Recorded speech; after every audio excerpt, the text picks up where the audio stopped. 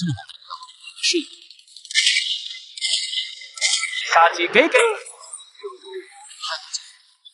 最后一枪中了，成功击中鬼子头，恭喜宿主激活杀敌爆装系统，恭喜宿主成功击杀一名鬼子中尉，因首次击杀获得暴击奖励，获得毛瑟 98K 狙击步枪1，子弹1000，枪械精通1。哈哈，穿越必带系统，小叔承不起我。报告团长，旅长急电，命令立即撤退。撤退，现在退一步就是死路一条。去，给劳资回复旅长，就说我李云龙已经和鬼子白刃战了，退不了了，我们正面突围。这才是咱老李的风范啊！如果没记错的话，鬼子指挥部好像就在不远处。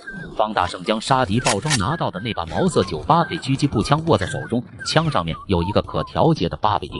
方大圣疯狂扫描。团长，我发现坂田联队指挥部了，就在1000米外。真的吗？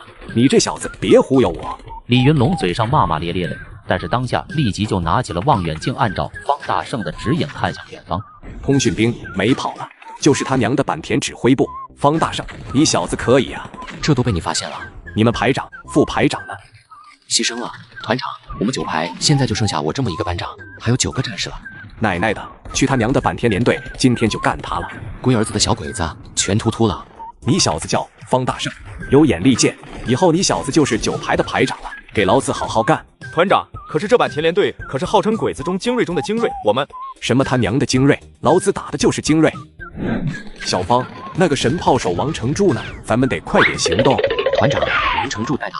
好，准备一炮轰掉鬼子指挥部。团长，那个帐篷距离有点远吧？你这小子别墨迹，要是近了，我直接扔手榴弹去！快说怎么干掉坂田？迫击炮射程就500米，我也没办法。团长，我们把王成柱推进500米，他就能炮击到了。可是团长，我只有2发炮弹了。什么？只有2发了？你这个败家玩意，打完这仗得找你算账。团长，我帮忙掩护，我的眼神好，当观察手。好，打中了，我亲自将你半斤地瓜烧。方大圣，看着点，全团的希望靠你们了。是，团长，保证完成任务。前进500米，挖着好，速度要快。全团迅速集结，方大圣随机起枪，一起往坏之地。一共多少装备？恭喜宿主成功击杀一名鬼子2等兵，获得10发子弹，1块大洋。恭喜宿主成功击杀一名鬼子军曹，获得王八盒子手枪1，南部14式手枪，子弹100发，大洋20块。顺利跑下去。杀鬼子，心情好啊！连队长，用2个大队不是杀鸡用牛刀吗？敌军只有1个残团了。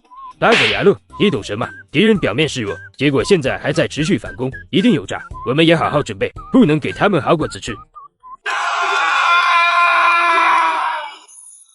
接上急救，前沿炮推进了500米，达到了迫击炮的攻击距离。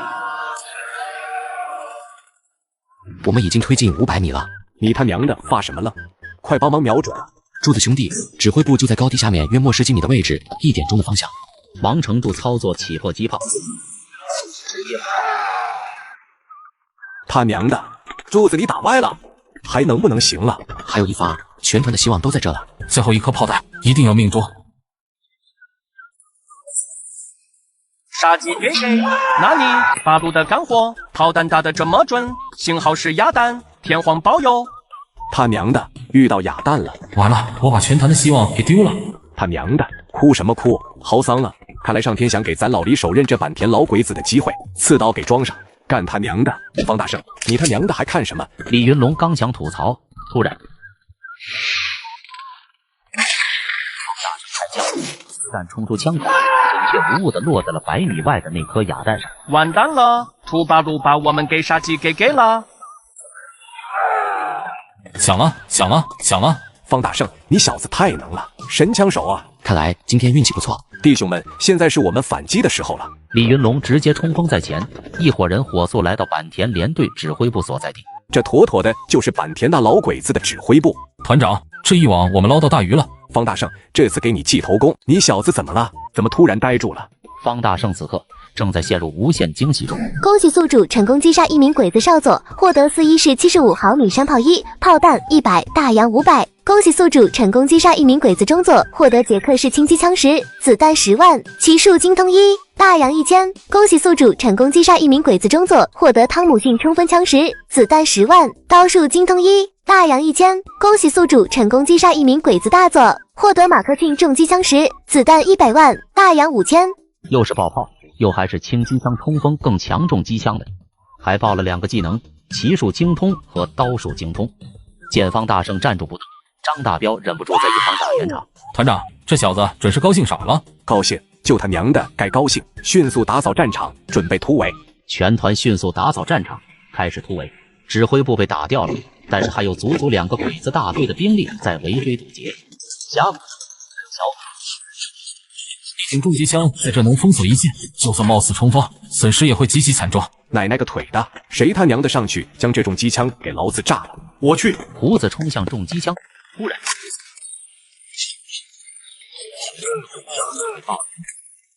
娘的，谁打的？团长，是方大圣。这小子真他娘的有点东西！战士们继续冲锋。新一团士气大振，很快就撕破了坂田联队的防线。坂田联队第3大队和第5大队几乎半残。突围了？怎么可能？坂田联队可是鬼子中的精锐。团座，根据情报显示，这是八路军386旅下的新一团，团长名叫李云龙。李云龙这个名字倒是很陌生，难道是保定军校的？团座，据我所知，在八路军中上过军校的很少，大多都是泥腿子出身。泥腿子出身怎么了？只要他能打胜仗，他就是王者。我现在想要会这个李云龙了。这是一场辉煌的正面突围，楚云飞忍不住朝着战火连天的远处看了一眼，眼眸中流露出期待神色。殊不知一箭误中身。接上集，李云龙打掉了日本鬼子坂田联队指挥部，胜利的消息传到了楚云飞耳中，楚云飞为之惊叹。方排长，团长找你。你小子这2天也不来找劳资，要咱老李亲自派人去请。之前说要用地瓜烧让你小子畅快的洗个澡，你可算是有福气了。张大彪想，劳资这口地瓜烧不知道多久，劳资愣是一口没给他。这话说的一套一套的。当年要不是团长天天打仗没学上，现在也能当个秀才了。这一次你表现得相当不错，正面突围干掉了坂田联队的指挥部，真是个好苗子。谢谢团长的夸奖，这都是大家一起努力的结果。地瓜烧确实是烈酒，不过男人就得喝烈酒，这样才爽快。娘的，慢点喝啊，给劳资留一点。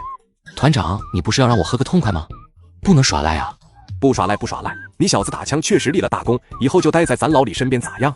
团长，你没听到什么小道消息吗？小道消息？什么意思？李云龙的表情渐渐凝重，其实他心里面比谁都清楚，只是现在一直在揣着明白装糊涂。团长，这一次我们虽然立了大功，但也违背了总部的命令，军纪严明，总部不可能放任不管。你是怎么知道的？我在总部机关有个熟人，昨天他刚好出外勤，我们聊了一下，总部可能要对我们新一团进行整顿。方大圣这些铺垫无非是想分兵，独自发展。由于个人有知之产，系统给他布下的奖励，他是一点也没享受到。你他娘的啥意思？团长，您知道的，我们八路军可是军纪严明的，总部不可能放任不管的。不可能，这次咱们打了这么大的胜仗，谁他娘的要是因为这件事撸了我李云龙，劳资和他拼命。团长，您就没想过抢救一下什么的？最起码也得让旅长和老总那边面子上过得去啊。娘的，爱咋样咋样吧。你小子神色不对啊，到底憋着什么坏？有什么话直接说了吧，省得劳资揪心。团长，什么都瞒不过您。您想过没有，为什么我们新一团一直无法发展壮大？当然了，要是您觉得换上了38大盖、汉阳造、中正步枪也叫发展壮大，就当我没说。方大圣选择了背水一战，李云龙的脸也冷了下来。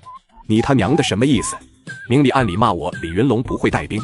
我不是这个意思，我的意思是，大家都在一起的时候，周边根据地范围有限，您固然领导有方，但是发展速度还是会受限。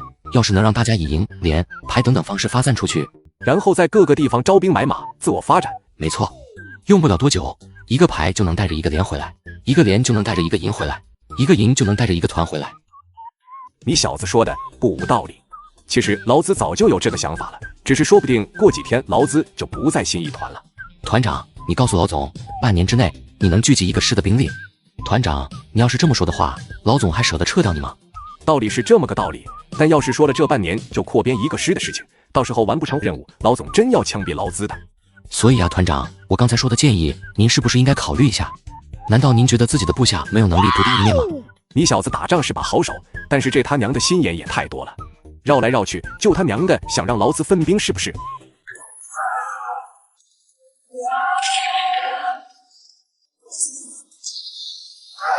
团长，你不是也觉得分兵好吗？在您带领下，我们都是猛虎，一旦犯规，敌人必定惨败。娘的，你这小子就会说好听的。团长，这是真心话。分兵这事，老子还要好好想想。团长，老总电话。老总，这时候，李云龙，你是活腻了吧？不按命令行动。老总，你的借口呢？你为什么没撤退？老总，咱们又攻破了敌军指挥部，还冲散了坂田联队，怎么也算功劳一桩吧？咱不求功，但求无过还不行吗？你少嬉皮笑脸的，你这样的指挥官，我可不敢用。你现在的任务是去被服厂。被服厂？你听明白了？去那多给战士们折腾出几套棉衣出来。我老李跑去弹棉花，这不是要让十里八村的孝敬大人？老总，你别急啊，我们好好商量商量。这事就这么定了？你小子抗命的时候也没见跟我商量啊？团长，您的扩军计划已经准备好了。什么扩军计划？李云龙，你小子玩什么猫腻？这小子，这是把我往死路上推呀！那什么，老总，是这样，我准备在半年之内将新一团扩编成新一师，将新一团从500来人扩编到8000人，一切装备我们自己缴获。李云龙像是放炮仗一样，将自己的意思和计划和盘托出。电话那头，老总听了都愣住了，良久不语。李云龙，你小子少他娘的扯淡！老总，真不扯淡，我愿立军令状。好，我还真不信邪，我倒要看看你小子半年之内怎么扩编一个师的兵力。好，您就等着瞧吧。不过既然要扩编，新一团这个番号就不行了，改为386旅独立团，给你一个加强团的编制。好，我一定执行好。半年后要是没点成绩，直接毙了你小子。老总答应了。是啊，不然团长就去棉花厂了。你这小子，怎么他娘的连老总的想法都知道？团长，是您的说服力强。你这样的，就算是分兵，老子也不放心你在外面独自发展啊。怎么还盯上我了？团长，鬼子这么狡猾，不多点心眼怎么打呀？您说是不是？那是，对付鬼子，心眼再多也不为过。但记住，老百姓是底线。你这小子要是敢对老百姓动心眼，咱老李绝不会手软。行了，你去召集人开会。方大胜传完令，1小时后，独立团排长以上的军官基本上都到了。方大胜，团长叫我们这么急忙集合，到底是为什么？好事，从今往后，咱就是独立团了。都他娘的昂首挺胸，凭啥那些鬼子汉奸都能顿顿吃白馍，老子就不服？这些东西咱自己也能挣啊！看看方大胜新晋排长，这武器装备比劳资这个团长的不知道好多少啊！笑完了，听我说，我们要自立扩招了，每次出动都得给我带回战果，不许祸害老百姓。我立了军令状，半年内扩编成一个师，别给我丢脸。行了，走吧。营长和连长们表情错愕，这一切太突然了，他们内心还没做好准备。团长，我舍不得你，别搞这一套，带兵回来，不然别回来见我。营长和连长们只得纷纷离开。方大胜正要离开，就被李云龙叫住了。方大胜，你9排这么点人，出了独立团能干啥？留在团部吧。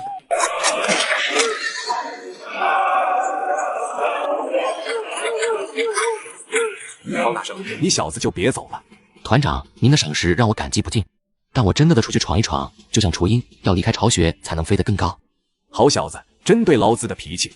说吧，要什么东西，砸锅卖铁也帮你实现了。装备方大胜其实根本不缺，系统空间里面还有10挺捷克式轻机枪和10挺马克沁重机枪，9支冲锋枪，还有一门41式75毫米山炮，1个营都够了。那我要2个人，王成柱和王大奎。你小子真会挑人，这独立团最会使炮的和最会打枪的，你全都要走了，那劳资以后还怎么混？团长，我不白要，这是交换。你给我人，明天我给你10门山炮和20挺机枪。真的？你小子不会是忽悠我吧？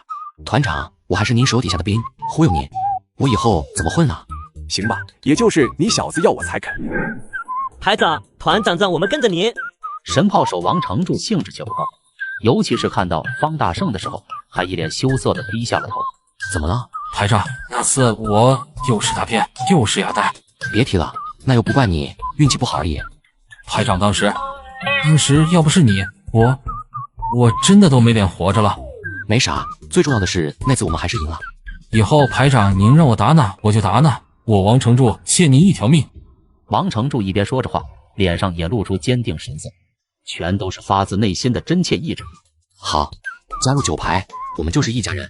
以后好好合作，干掉更多的鬼子。现如今的9排加上王成柱和王大奎，再加上方大胜，才9个人。首先要面临的就是招兵的问题。只有这些武器，子弹也少得可怜。这已经算好的了，有的战士连几发子弹都没有。你们在此处不要走动，我去就来。方大胜走到一个偏僻角落，从空间里取出了冲锋枪和弹夹。这是8把汤姆逊冲锋枪，每人4个弹夹，再加上200发子弹。排长，这汤姆熊冲锋枪是啥？不是汤姆熊，是汤姆逊。这种冲锋枪射速快，但别省子弹，打仗就是要猛。虽然方大胜说的豪迈，但这毕竟是冲锋枪，就现在这点库存，真用起来，子弹几分钟就会见底。排长，我只会试炮，打枪不行。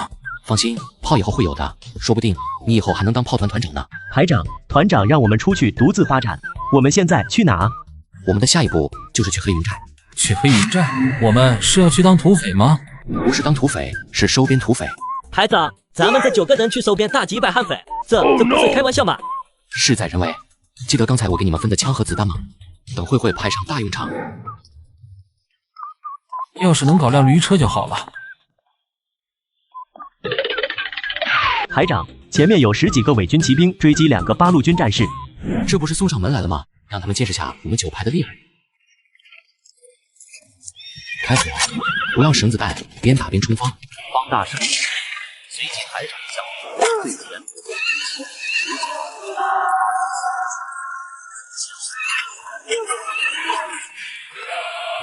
好了一个。果然，后一个伪军骑兵也被爆了，9排的第一战大获全胜。你们这是什么意思？想要和我们黑云寨开战吗？用98K，进城用冲锋枪扫射，这个配合真是完美。恭喜宿主成功覆灭伪军1个班，隶属于陈编制队伍。额外奖励98K 毛瑟狙击步枪1、792毫米专用狙击子弹100，消炎药1盒。居然还爆出来1盒消炎药，在这个年代，药可比武器还稀罕。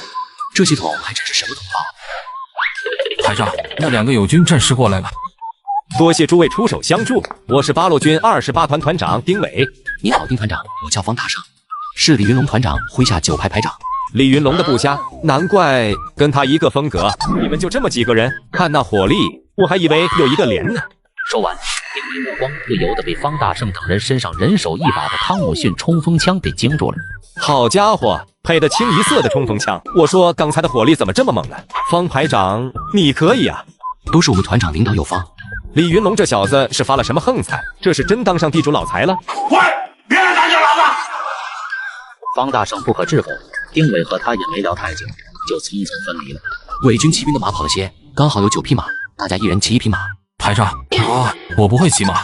排长，我们这些人别说骑马了，马屁股都没摸过。我会。也对，大家平常连马都见不着，怎么会骑呢？我会骑术，也只是因为之前爆出了骑术精通技能书。不用怕，一群大老爷们害怕摔跤吗？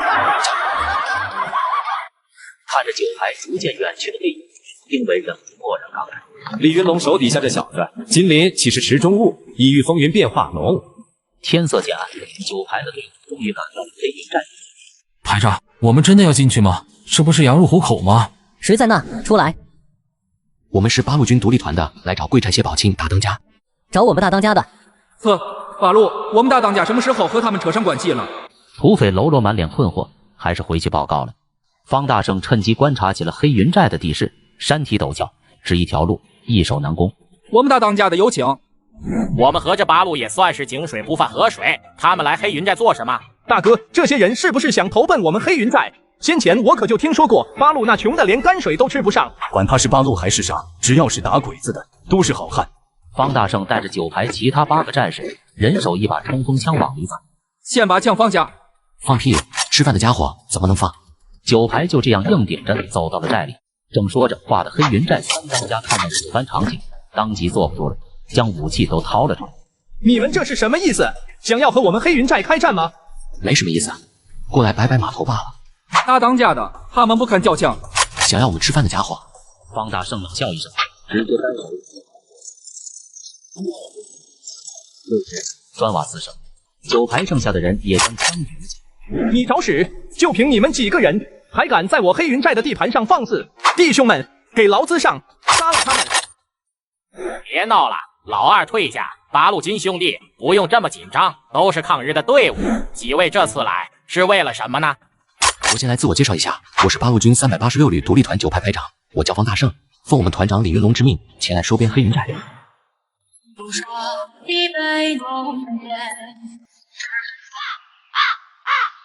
我活动好了。你跳的啥破舞？我叫方大胜，奉我们团长李云龙之命前来收编黑云寨。去你们呐！怕是连口白面都吃不上，谁去受那鸟气？不去不去！就是谁爱去谁去。别急啊，先让我把话说完。今天若是被独立团收编整顿，共同抗日，一切都好说。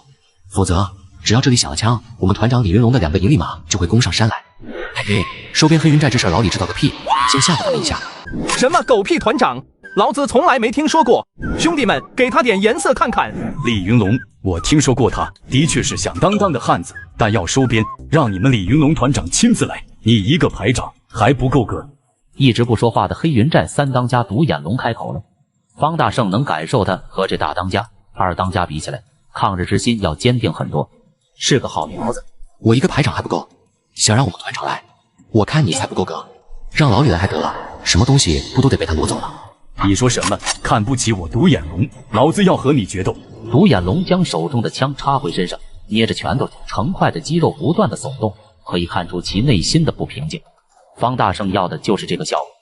决斗可以，要是你输了，该当如何？老子要是输了，二话不说，以后这条命就是你的。但要是我赢了，你就得磕头认错，还要把李云龙叫来见我。成交。大当家的有意见吗？没问题，但在我们黑云寨的地盘，这场决斗规则的我们来定。独眼龙皱了皱眉头，这就有点欺负人了。但毕竟是大当家的意思，他不好反驳。待会儿真的和方大胜比斗的话，让他3招就是了。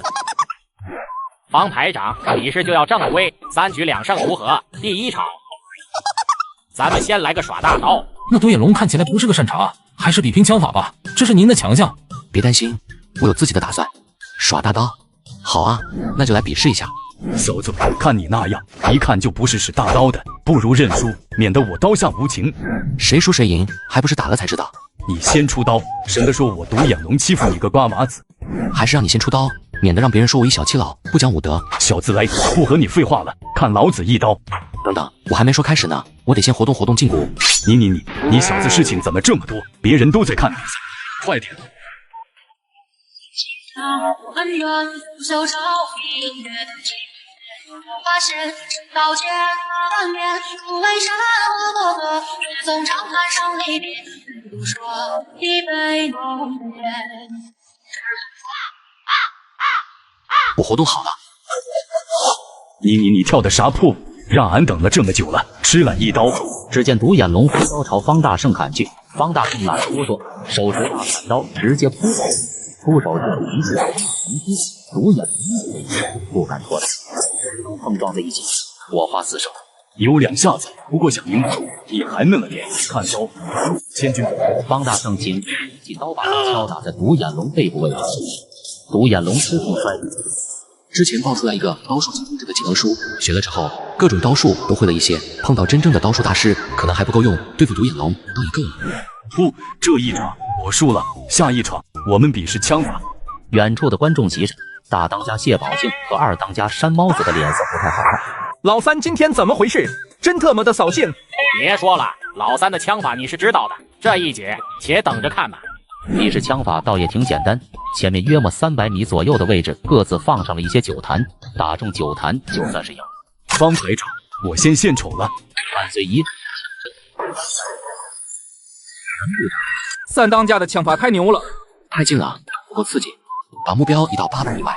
800米开外，这酒坛看起来就是一个鸡蛋，你打得着吗？别装太过了。这就装了？那你是还没见过我装？手持的98倍狙击步枪，有效射程就是800。如果目标是移动的活物，那确实有些极限，但是根本就无法移动的酒坛，那就是小菜一碟了。方排长既然提出了，我们就应该尊重他，把目标放远些，让方排长大显身手。为收编黑云寨，方大胜在刀法决斗中成功击败独眼。接下来是枪法，3局2胜，这将是最关键的。把酒坛放远些，让方排长大显身手。大当家的，呵呵，待会他的脸被打肿了，看他怎么嚣张。老三，这小子自己找念，你就让他去吧。九排战士们紧张地观望着他们的排长。800米外大酒坛，这可真是有点难度。打不中，打不中。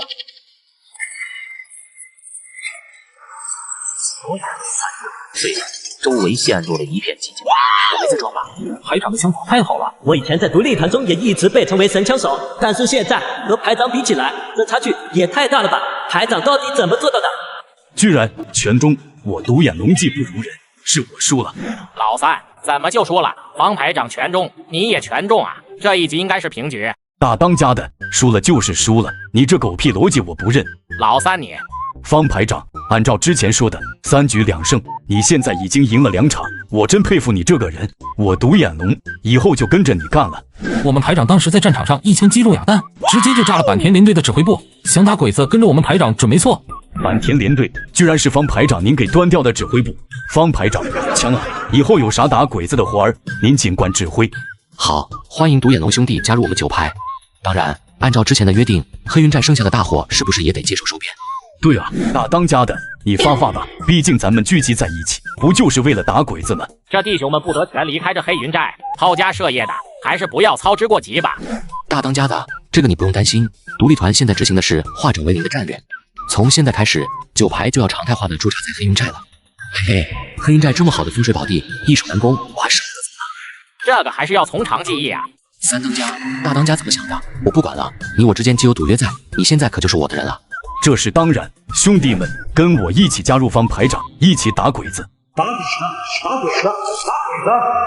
老三威望很高，弟兄们纷纷表示支持。只有谢宝庆坐在主位上，显得有点尴尬。老三，你再考虑考虑，这种人生大事不可急于一时。大当家的，我已经决定了，就这么一直当土匪也不是个事儿。国难之前，大丈夫当以身许国。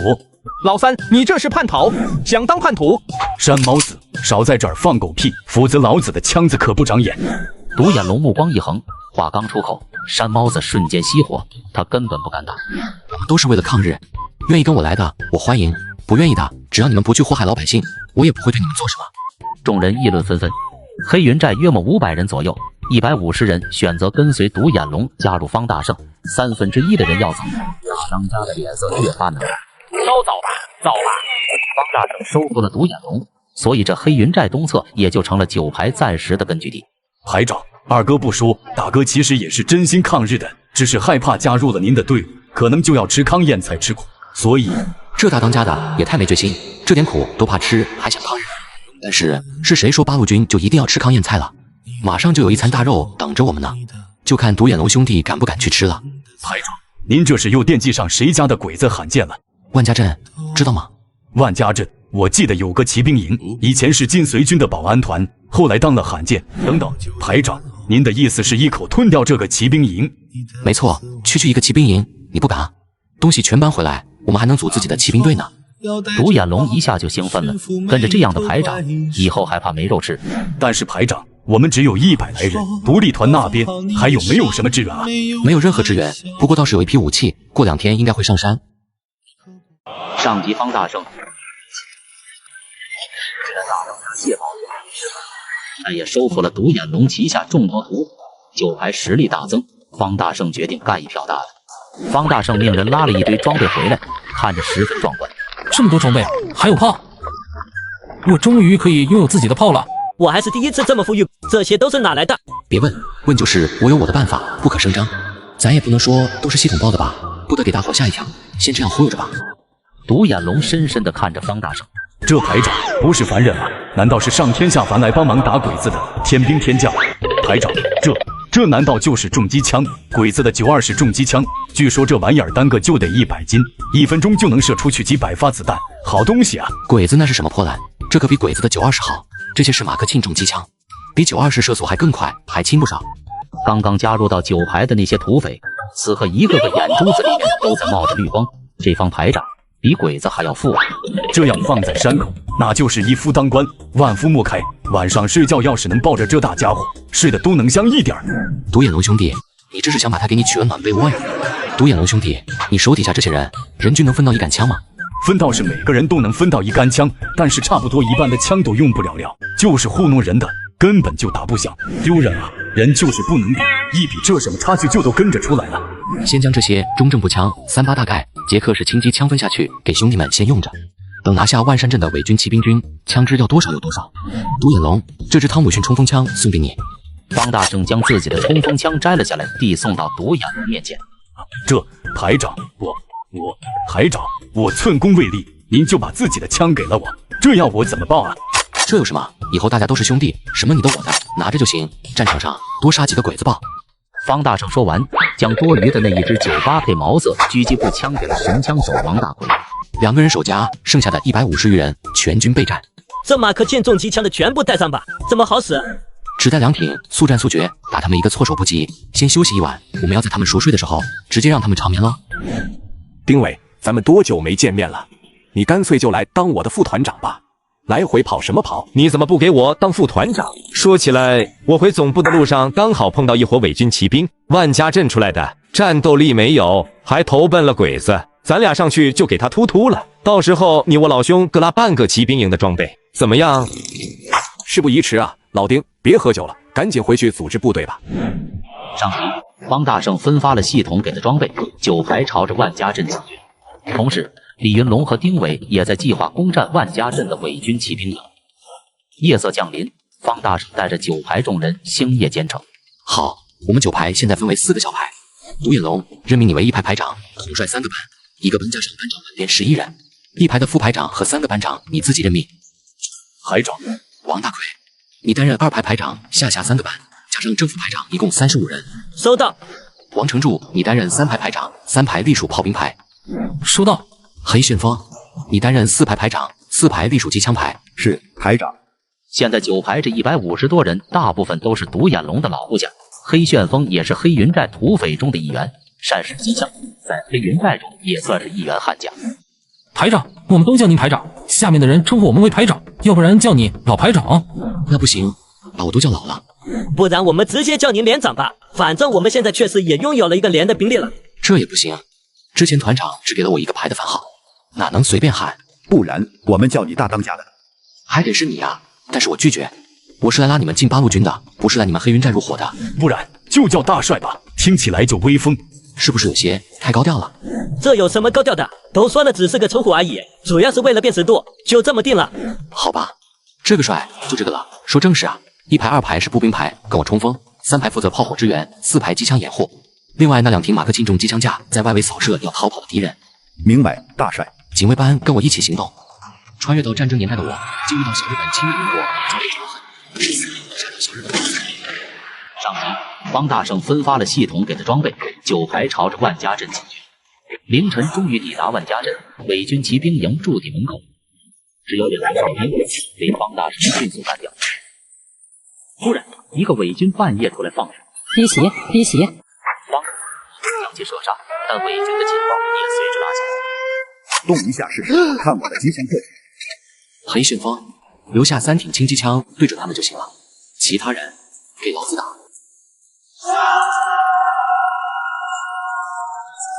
王成竹操着小身打击了骑兵营的核心位置，这一轮扫射和炮击直接把伪骑兵彻底打没。梁须皮的，到底是谁在打炮？一个连长急匆匆跑来，面露惧色。营长，看衣服，是8路军，而且按装备推断，这么密集的机枪声，还有炮，至少得有1个团的8路。怎么可能？伪军骑兵营的士兵们纷纷聚集，惊恐万分。营长，怎么办？跟他们拼了！一个团了，一打个锤子，全军撤退，留得青山在，不怕没柴烧。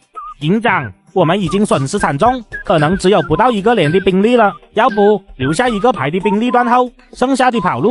你这个蠢货，1个排还不够人家塞牙缝的。那怎么办？梁须皮的，跑不了了，投降吧。方大圣带领步排迅速占领了伪军骑兵营地，只用几个人的受伤就拿下了1个骑兵营，想想都滑稽。法路爷爷饶命！对了，这就结束了，太没意思了。别嫌弃了，没大帅你能赢吗？谁是营长？无人认领吗？看来还有反抗精神，那就全宰了吧。一片寂静后，伪军骑兵营营长李聪站出来，面露恐惧。长官，我是被逼的，我是曲线救国。当汉奸都说成曲线救国，真是个人才。怎么说得出口？长官，当初我李聪也是进水军的，也是打鬼子的队伍，但是我们团长受了鬼子的蛊惑，直接就带着鬼子进了城。我们要是不从，就是死路一条啊！在这，鬼子也从来就没把我们放在眼里过，早受够了这了气了。今天得遇长官救我们，感激涕零。我救你。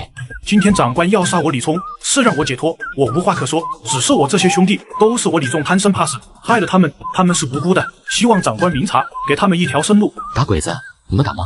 方大圣现在需要迅速扩充部队，面前的这些伪军足有300人，尽管有的是被迫的，但也有真正的无耻汉奸。方大圣不得不再考虑。大帅，要我说留着他们也没啥用，干脆全突突了算了。这个时候，这些伪军脸上顿时露出惊慌失措之色。要是这些是鬼子，全突突了，方大圣都不带犹豫的。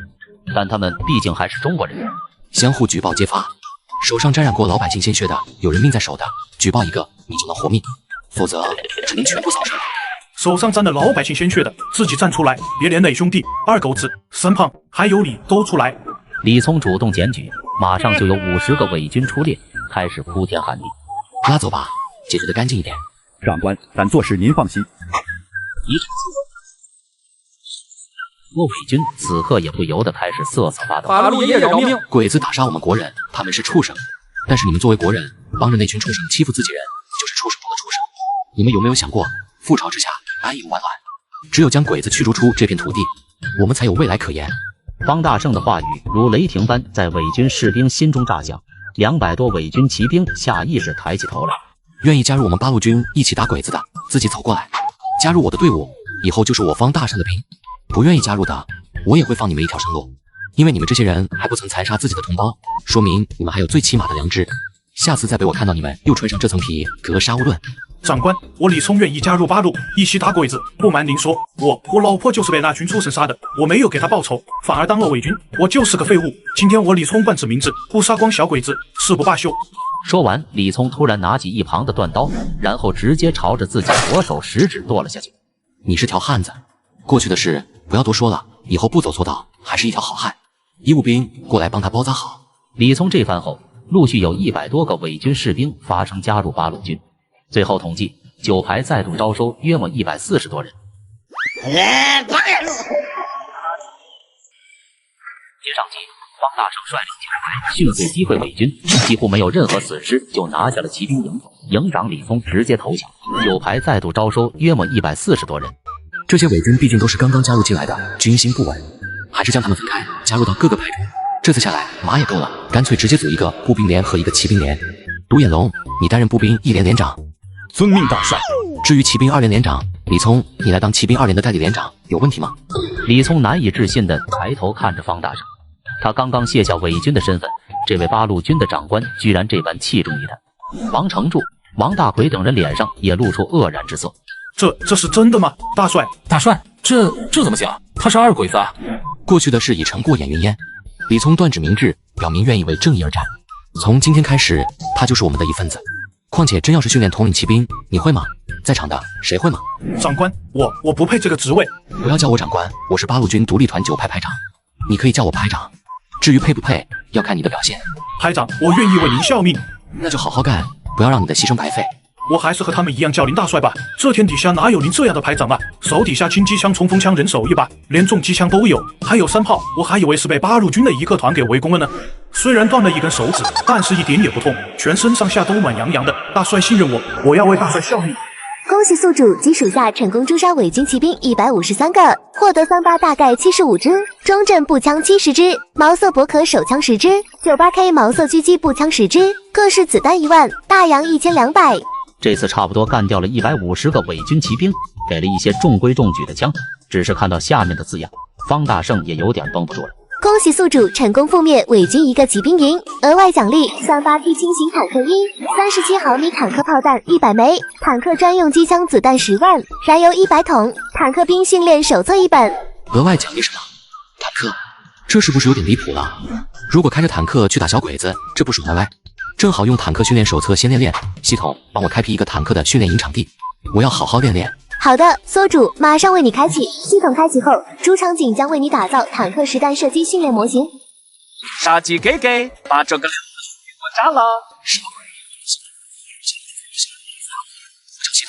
统系统，你们这群蠢货，不准吗？快点给我打！系统不回我是死机了吗？好吧，那就只能靠自己了。小日本鬼子，让你尝尝野坦克的滋味，开炮！只见方大圣炮打着小鬼子的坦克，被打中。那你这么好的跑法，差一丢丢就让我去见天皇陛下了。杀鸡，继续给我开炮！这一次一定成功。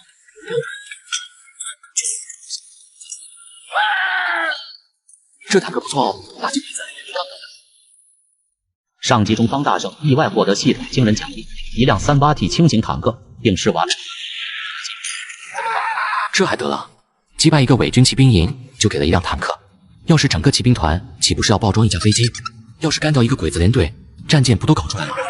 嘿嘿，这是38T 轻型坦克，装甲厚度，还有装备的加农炮和重机枪，遇到小鬼子的超轻型坦克。黑云寨就可以开始训练坦克兵了。天刚亮，黑云寨的2当家山猫子从睡梦中惊醒。大清早的，二狗子找我干嘛？2当家的，八路军不知道从哪弄来一大堆武器和子弹，还有好几挺重机枪呢，仓库都快堆满了。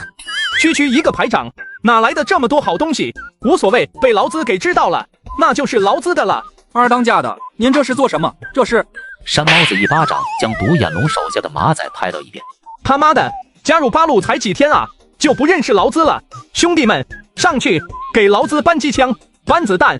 这是我们9排的物资，你们不能抢。山猫子哪能受他阻拦，直接掏出盒子炮攻击开了一枪。大海小心！独眼龙手下连忙飞奔过来，拉着了解大海一下，但是子弹还是落在了解大海肩膀上。滚开！今天我非进这仓库不可。这是我们9排的物资，不能让你带走。二当家的，他不懂事，您进去吧。不可以，排长嘱托。大海兄弟留得青山在，不愁没柴烧，等排长回来再说吧。山猫子狂笑着带着人冲进仓库，搬运重机枪和子弹。谢大海则被独眼龙手下拖到角落中急救。啊哈哈哈！足足8挺重机枪，爽了！二当家开心的也太早了，也不知道王排长回来之后会怎么处理他。此时，方大圣对这些事情还一无所知，率领着部队和物资缓缓向黑云寨赶进。大奎，我们现在有这么多武器了，让你组一个狙击手排，怎么样？全员装备一把 98K。大帅，您可真是太会想了！大伙真要是都装备上了这种狙击步枪，稍微训练一下，那不是全成神枪手了？可是啥？这还不好吗？可是我们只有2支 98K 啊！这个你就不用管了，很快就会有10支送来，加上你的，一共11支，正好符合一个班的编制，让你当班长，有意见吗？没有，完全没有意见。就像你刚才说的，这个班到时候就叫神枪手班。好啊，嘿嘿嘿，这神枪手班听起来就神气。脸上写满了疲惫和喜悦。9排就这样陆续抵达了黑云寨，眼前的景象让方大圣皱起了眉头。驻地周边乱糟糟的，空气中弥漫着血腥味。方大圣大踏步飞奔进屋，发生了什么？屋内，独眼龙手下徐三炮正在照顾受伤的谢大海。谢大海嘴唇煞白，额头上满是冷汗。排长，重机枪被抢了，二当家的不是人，不仅抢东西，还打人。大海兄弟被打成这样子了。他山猫子找死了，连大帅的物资都敢抢。大帅，我这就将山猫子拉过来给您请罪。不用了，抢了我的东西，开枪打了我的兄弟，请罪就够了。呵呵。排长，我姐大海是个废物，把重机枪给您弄丢了。我姐大海对不住您，请您枪毙了我吧。你已经做得很好了，你是9排的英雄，医务兵，好好照顾大海。其他人跟我走，夺回被抢的物资，为我们的战士解大海报仇。方大圣一声令下，语气中充斥着阴森怒火。2个连2个排浩浩汤汤的朝着黑云寨主营地进发。黑云寨大厅内，二当家山猫子还在欣赏抢来的重机枪。报告二当家的，那个八路排长带着队伍来了，全副武装，至少300人，还有骑兵。他们不就100来号人吗？哪里来的300人？还有骑兵？你吓唬我！二当家的，我哪敢啊！真的，您出去看看，值多不少。今天你要为你的行为付出代价。大海听二狗子说，方大圣带着大队的马来到黑云寨讨伐山猫子。山猫子不信，便带着大当家急冲冲赶来。没有想到看到眼前一幕，山猫子的腿直抖擞，面前站立着黑压压几百号人。都是你干的好事，早就说过不要乱来，这一次看你怎么收场。有什么可怕的？借几挺机枪玩玩而已。山猫子一脸不屑，大步走上前，还露出傲娇之色。你们这些人造反啊！滚犊子！还有不少是我黑云寨的老人，现在想干什么？想踏平我们吗？滚，全都滚蛋！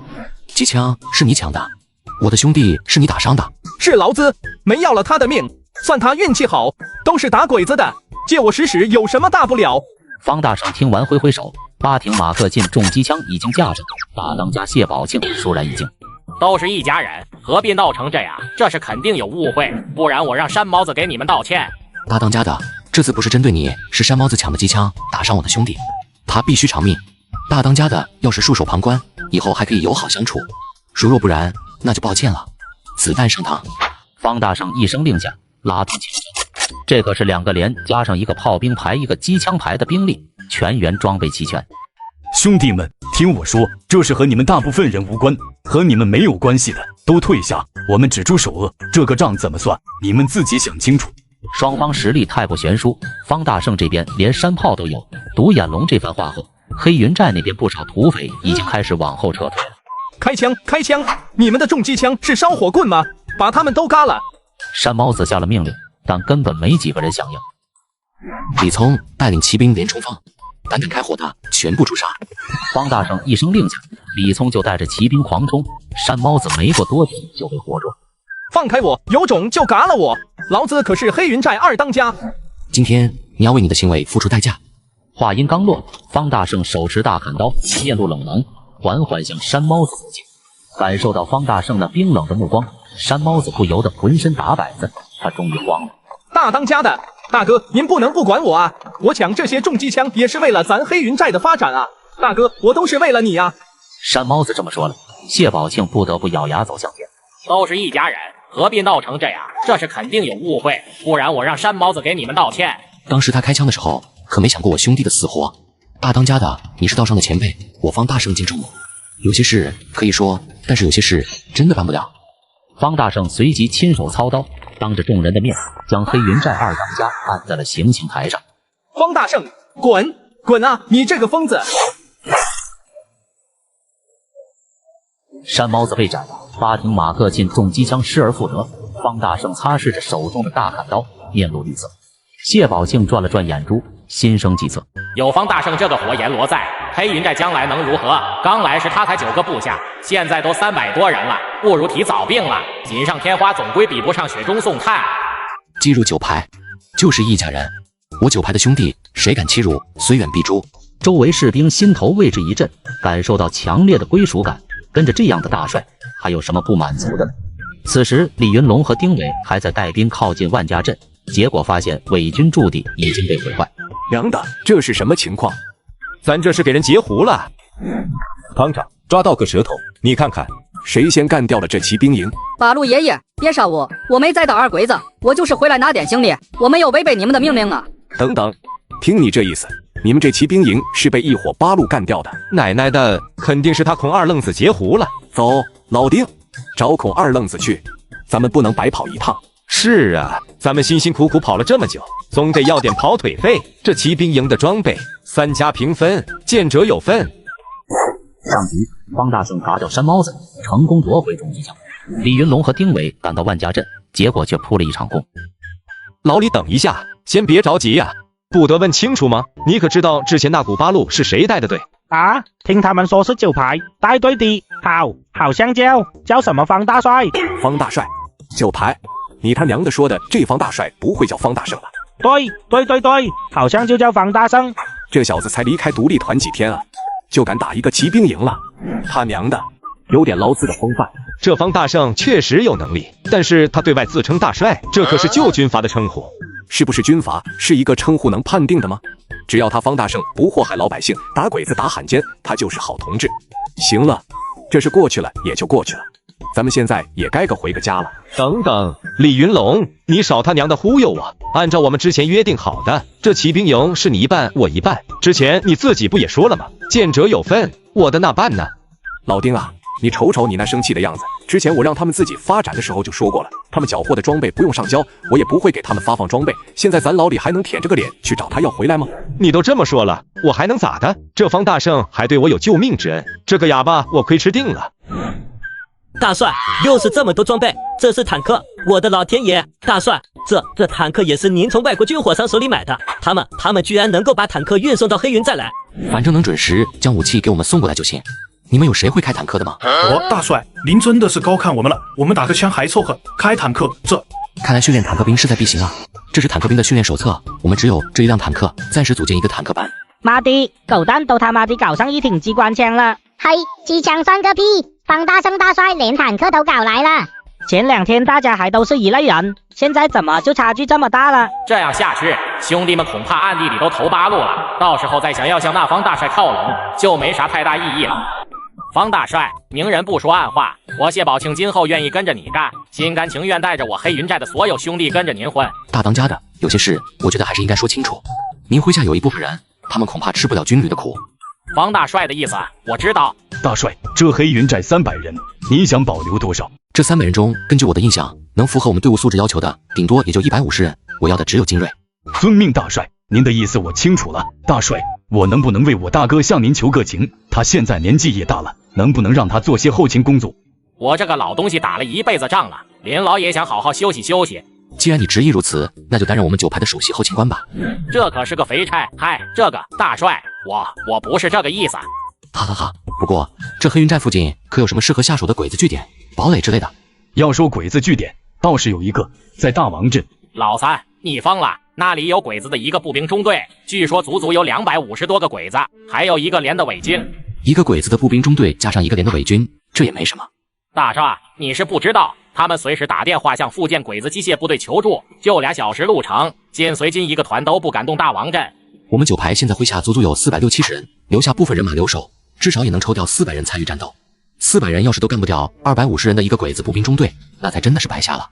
大帅，我倒是可以联系到一个内线，不知道用不用得上。我有个兄弟在大王镇伪军连队里面当排长。一个伪军排长内线，当然能用上，而且有大用。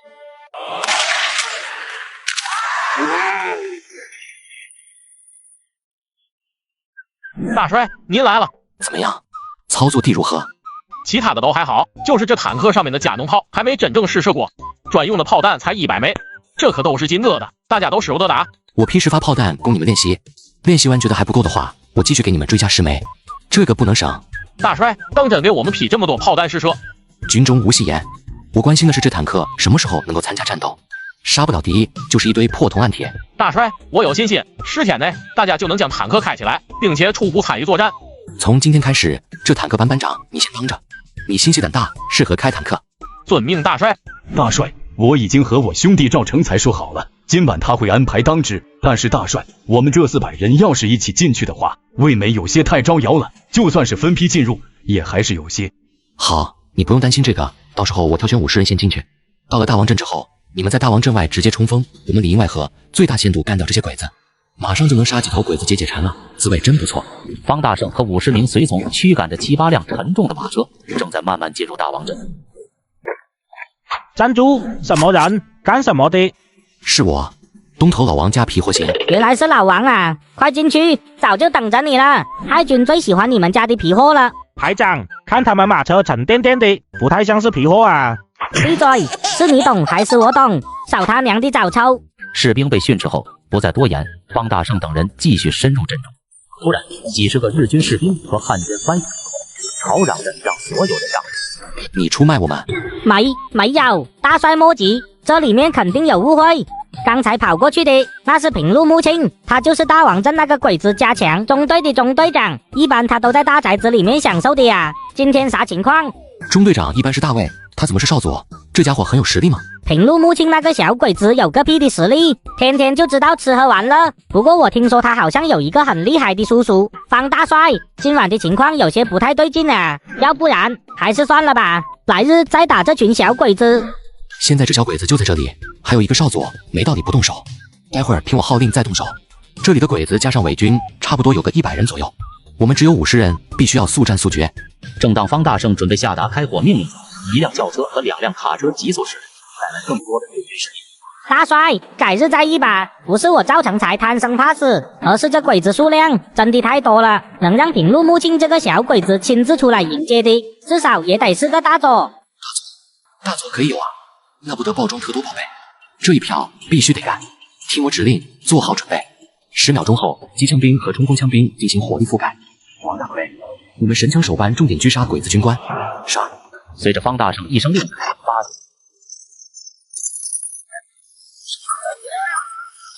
，11个神枪手开始疯狂扫射，近距离打击下，差不多有34个鬼子就此被干掉。八卦，平路木庆，你这个废物，哪来的枪声？你想暗杀我吗？平路木庆张了张嘴，刚想就被一枪爆头了，导将箭射在平路勇夫脸上。吕团长，敌人火力太猛，我们撤退吧。八卦，一群蠢猪，还不赶紧发动汽车？你们想让我被打死吗？这种事还需要来问我？八个牙路。上级，方大圣与伪军海上造题材利用外国，成功混入大王镇，战争正式打响。一群蠢猪，还不赶紧发动汽车？你们想让我被打死吗？这种事还需要来问我？八个牙路。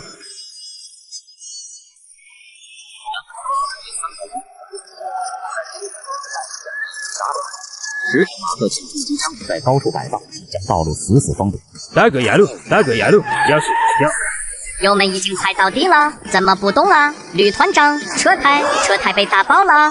废物，屁股养了一群蠢猪，汽车逃离。两人刚要下车，中尉就被重机枪榴弹扫射，身上多了好几个。我还是不下车了，下去就是个死。敌人的火力太猛了，希望援军赶紧到来。杀鸡给，吕团长阁下被包围了，救援吕团长阁下。吕团长阁下，要是出了事，我们都要切腹自尽。鬼子们开始疯狂地朝着暴虐的鬼子汽车扫射。鬼子想要支援汽车里面的那个鬼子头，有点意思了，让他们过去。命令黑旋风让他带着机枪派给我疯狂扫射，咱们也来一个围点打援。这鬼子头可是个很好的诱饵。战火突然燃起，200鬼子兵在重机枪的扫射下艰难逃离汽车。方大圣带领其他战士在后方杀。只要这些士兵不被杀完，我就还会活着。蠢猪，平路木庆，你带出来的就是蠢猪队伍，现在应该叫增援，不是死命往前冲。最后报告，吕团长阁下在大王镇遭遇袭击，平路木庆中队长已经玉碎，海团一定保护好吕团长阁下，不惜一切代价。消息传开后，整个平安县城及周边的鬼子兵力近8000人，开始朝着大王镇前进。晋绥军358团驻地，团长楚云飞被紧急叫醒。参谋长方立功汇报着战况。好家伙，平安县城还有周边几个县城镇的鬼子都在疯狂聚集，大晚上的，他们的目标会是谁呢？真要是这上万鬼子一窝蜂的攻打我们358团，我们也承受不了太久。难道是八路军那边有什么动静？给上峰发电。八路军总部老总也接到了消息，还发现了其他鬼子部队有什么异动吗？难道新一轮的反扫荡又开始了？传令各团各旅，让他们保持高度警惕，随时做好战斗准备。独立团团部李云龙也接受到了总部的命令。他娘的，这鬼子大半夜的不睡觉，折腾人了！娘的，都跑出来拉练。可以说，整个晋西北今晚都别想睡好觉了，因为这件事情牵扯的范围真的太广阔了。作为本次事件的主人公和导火索，方大圣此刻倒是没想那么多。不知道干掉这个鬼子头到底能包装多少好东西。大王镇内的那个加强版的鬼子步兵中队，基本上已经被消耗的差不多了。不过确实有那么几个鬼子星人在自从炮火的袭击下来到了那个吕团长平路勇夫面前，但是此刻的平路勇夫甚至连抬起头的勇气都没有，一冒头必死无疑。吕团长阁下，吕团长阁下，快撤离此地，撤离此地！蠢猪，全都是蠢猪，消灭那些该死的敌人，我才能安全。现在这样，我怎么撤离？8个牙路，你们快点消灭敌人，消灭敌人！蠢猪。同时，在大王镇，伪军连长孙大虎准备加入战斗做作业。赵成才，你干什么？你敢夺老子的枪？你找死！太军已经在外面打响了战斗，我们也得出去战斗，否则将来太军怪罪下来，你就等死吧！你们当真想帮着鬼子打我们自己的队伍吗？你们当真就愿意被那群鬼子呵斥打骂，动辄枪毙吗？你们难道真的想当铁杆汉奸，一条路走到底了？我现在就送向你回小日本，借你的狗天皇。看我武士刀的厉害！8个牙路。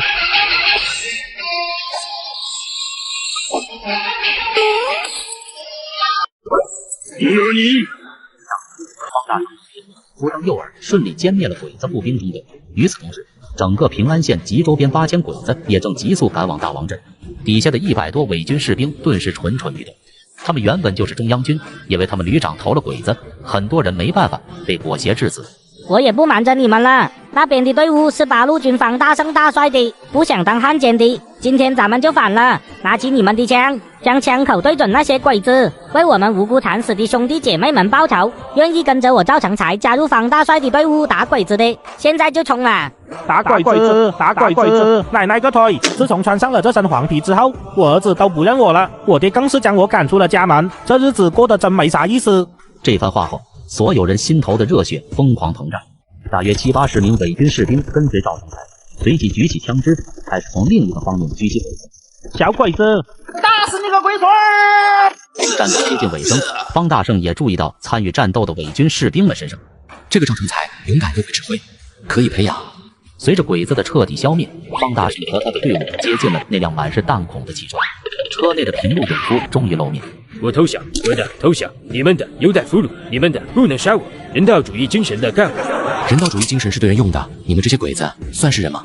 巴格牙路，我已经投降了，现在没有任何作战能力，你弟怎么还用枪顶着我？不对吧？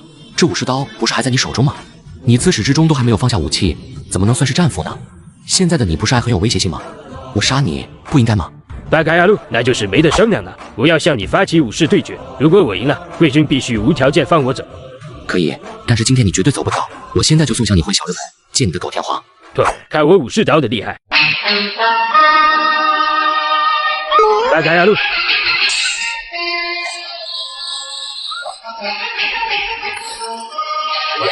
你打得不错，不好，鬼子要跑。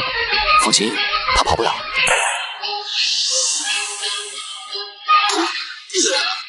恭喜宿主亲自击杀一名鬼子少将，奖励斯柯达 H3 系列105毫米口径榴弹炮10，对应口径炮弹1000，10国语言精通1，大洋5万。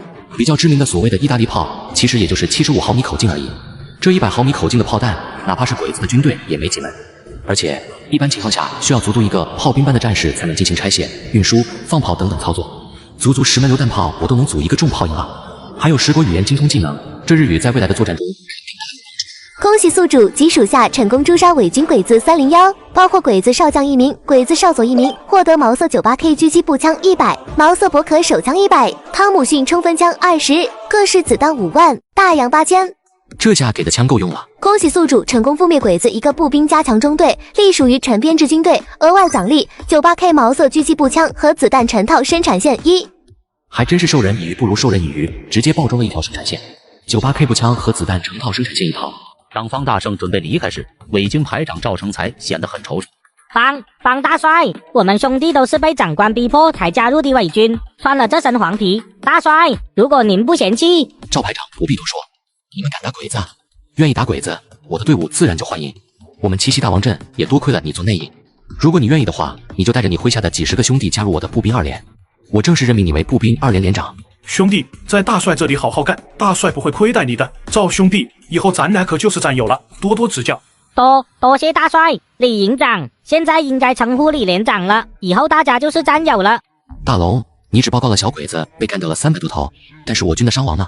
大帅，一共阵亡37人，重伤无法继续参战的13人，轻伤30多个，但是不耽误继续战斗。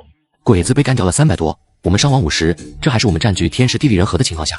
我们的武器还是需要进行更新迭代。大帅，我该死，我该死！鬼子的掷弹筒打中了我的炮，我居然把一门75毫米的山炮弄坏了。大帅，您把我拉下去枪毙了吧？虽然我知道，就算是赔上我的命，也抵不上这门大炮的1/10。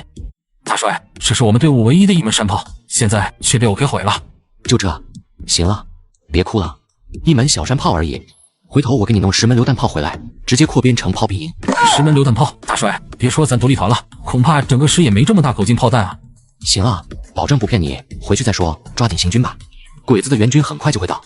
鬼子第1军第4混成旅团的上万部队纷纷赶到大王镇，但战场上除了无数鬼子尸体外，其他一切已被方大胜的部队带走。司令官阁下，第4混成旅团旅团长平路勇夫少将已经在平安县城大王镇玉碎，一共有300多位帝国勇士被灭杀在当场。此事已然成为我第1军的最大失误，这群人必须全部消灭。废话不要多说，坦克兵、炮兵开始准备，听我号令射击。坦克炮弹1发1头连，榴弹炮1发1头连。老实交代，这件事到底是不是你们的手笔？傻，怀疑是我李云龙干的。真要是劳资干的，我早提着这鬼子的脑袋去见老总要封赏了。老丁，总部说第4混成旅团长死在大王镇了，还死了300鬼子。那波人速战速决，飞速撤离，让第4混成旅团上万驰援的鬼子扑了个空。到底是谁有这么大的胃口？老李，你从地图上，这大王镇距离这万家镇可没多少距离。现在再看这个大王镇，同样是深夜动手，一旦得手，迅速撤离，来无影去无踪，打法还都这么激烈。老丁啊，你他娘的不会是想说大王镇这一仗也是方大胜那小子干的吧？老李，你是真不相信，还是不敢相信？你那分封出去的9排排长方大胜能是个普通人吗？娘的，方大胜这小子还真他娘的有点魔性，真他娘的像一只狼王，有劳资当年的风范，对咱老李胃口。方大胜回到黑云寨，带来了一大批武器装备，将这些都发下去，还有缴获的歪把子机枪、鬼子掷弹筒都下发到步兵1连和步兵2连，填补步兵连的作战火力。此外，从今天开始，以独立团9排的名义向周边的村镇进行招兵。警卫班和神枪手班正式合并，组建狼剑特战队。目前狼剑特战队暂定35人，1个排编制，由我亲自担任队长。大帅，我们不是要招兵吗？大王镇缴获的地图上显示这旁边有个青山战俘营，咱们要不要？等一下，青山战俘营怎么这么熟悉？和尚又名魏大勇，在少林寺练过几年功夫，身手极好，是个人才，很适合放在狼剑特战队中磨练。团长，没办法，这一次只能结合你的了，谁让咱缺少人才呢？好，独眼龙兄弟，你去打听一下这个青山战俘营的具体情况，招兵的事宜由炮兵排排长王成柱以及坦克兵班长姐大海负责。还有什么问题吗？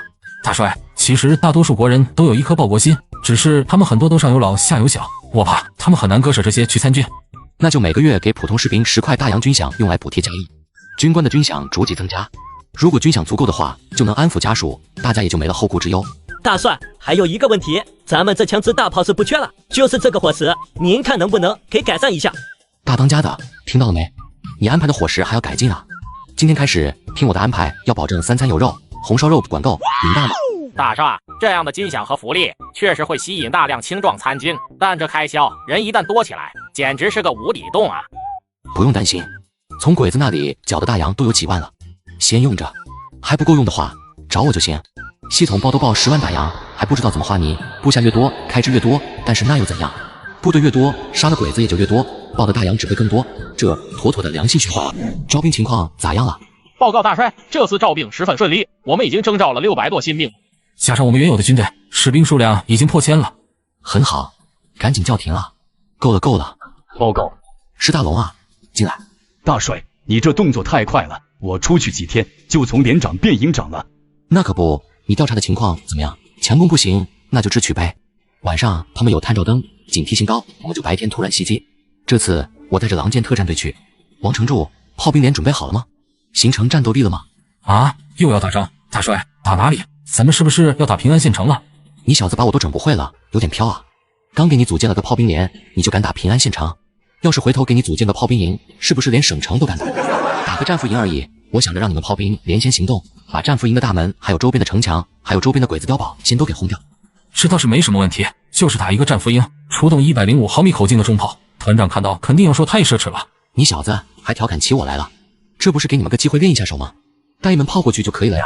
准备好方大胜的队伍便快速行动，浩浩荡荡的前进。坦克班和炮兵连成为这次行动的关键力量。炮兵连1排和坦克班准备行动，炮弹无限量供应，但是给劳资好好打准了。大帅，我们距离青山战俘营还有2公里，可以开始架设榴弹炮了。坦克班也准备好了，大帅。步兵1营1连全体，狼剑特战队全体，轻机枪排全体，跟随在坦克之后，以坦克为掩体，对青山战俘营内的鬼子进行无差别射杀。这一次投入了差不多2个连250人左右的兵力，需要对付的就是青山战俘营内的鬼子和伪军加起来差不多也是200人左右，兵力差不多，可是双方的装备差距真是宛如天堑。大帅，我还从来没打过这么富裕的仗，团长要是看到我们这么多重装备，恐怕要急红眼了吧？废话不要多说，坦克兵、炮兵开始准备，听我号令射击。坦克炮弹1发1秒连，我炮1发1周点，开炮！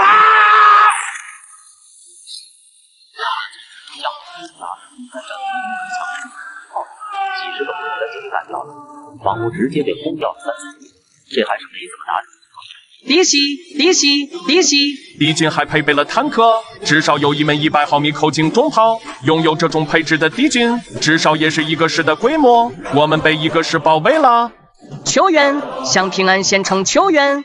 一个电话直接打到了平安县城的鬼子指挥官西田春明处。副旅团长阁下，青山战俘营那边出现敌军一个师的兵力何为？青山战俘营那边要求和您直接通电话。大哥牙路，怎么突然有这么多敌军？为什么之前没有通报？什么来无影去无踪？大哥，有这么神吗？绝无可能。什么一个师的兵力，有坦克和100毫米以上口径的重炮，就为了攻打你们青山战俘营？大哥，死啦的，务必坚守。第8、第9两个连队的增援马上到达。我怀疑这许敌人和暗杀旅团长阁下的凶手投入两干系，这一次绝对不能让他们再跑了。与此同时，西田春明一个电话直接打给了鬼子第1军司令官小冢一男。司令官阁下，我们下属的一个名叫青山战俘营的地方出现了大量敌军，据报告说应该有一个师，他们有100毫米以上口径的重炮和坦克。这群敌人到底是什么人？这群人穿着打扮和之前暗杀平路勇夫旅团长阁下的一模一样，请司令官指示。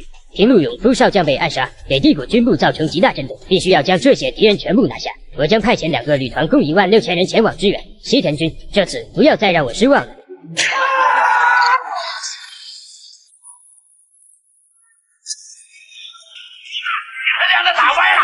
青山战俘营，方大胜部队的榴弹炮已经攻击了5发敌人，3发打歪，2发正中青山战俘营，直接摧毁了青山战俘营的大门。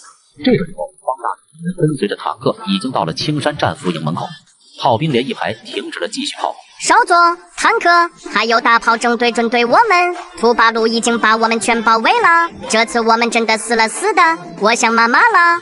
巴嘎亚路，你这胆小鬼！听说八路军一直很仁慈，我们抓了那么多的俘虏，还有当地的老百姓拿来当筹码，这样可以延长我们作战时长。等我们的援军一到，我们就把土八路给包饺子了。如果八路军一定要杀光我们，那这些人质也不会有好下场。少佐英明。此时，日本小鬼子已经把一些老百姓抓来当做人质，朝着方大胜喊话：“前面的土八路给我听着，我是大日本帝国皇军，如果你们敢杀光我们，我们就把这些老百姓统统杀掉。我知道你们八路不会忍心伤害老百姓。”不好，大帅，这小日本鬼子不讲武德，把当地的老百姓也抓了起来当人质，咱办？先别开枪，老百姓是我们的衣食父母，我们要保证他们的安全。我来对付他们，等会我一个人走过去，你们伺机而动。说完，方大胜卸下武器，一个人朝着人质走了过去。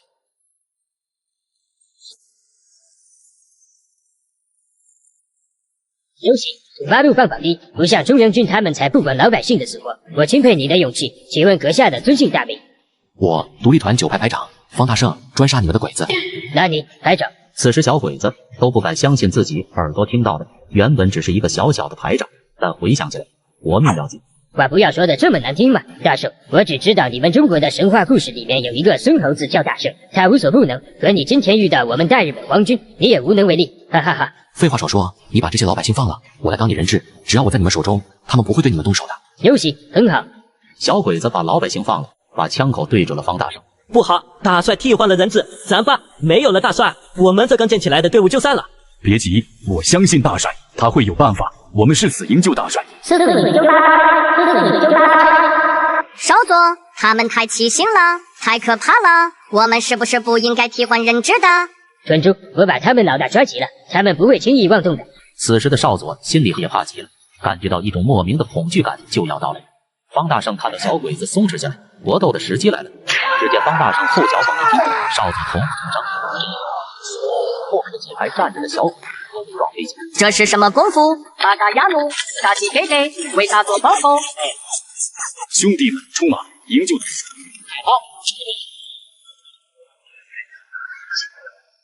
慌乱的战斗中，此时的少佐正拿着一把阻击枪瞄准方大胜，准备一击命中。可恶的土八路，不讲武德！方大胜与我们一起。子弹就往被和尚空刀一把，随后和尚一刀直飞过去，直插少佐腰中。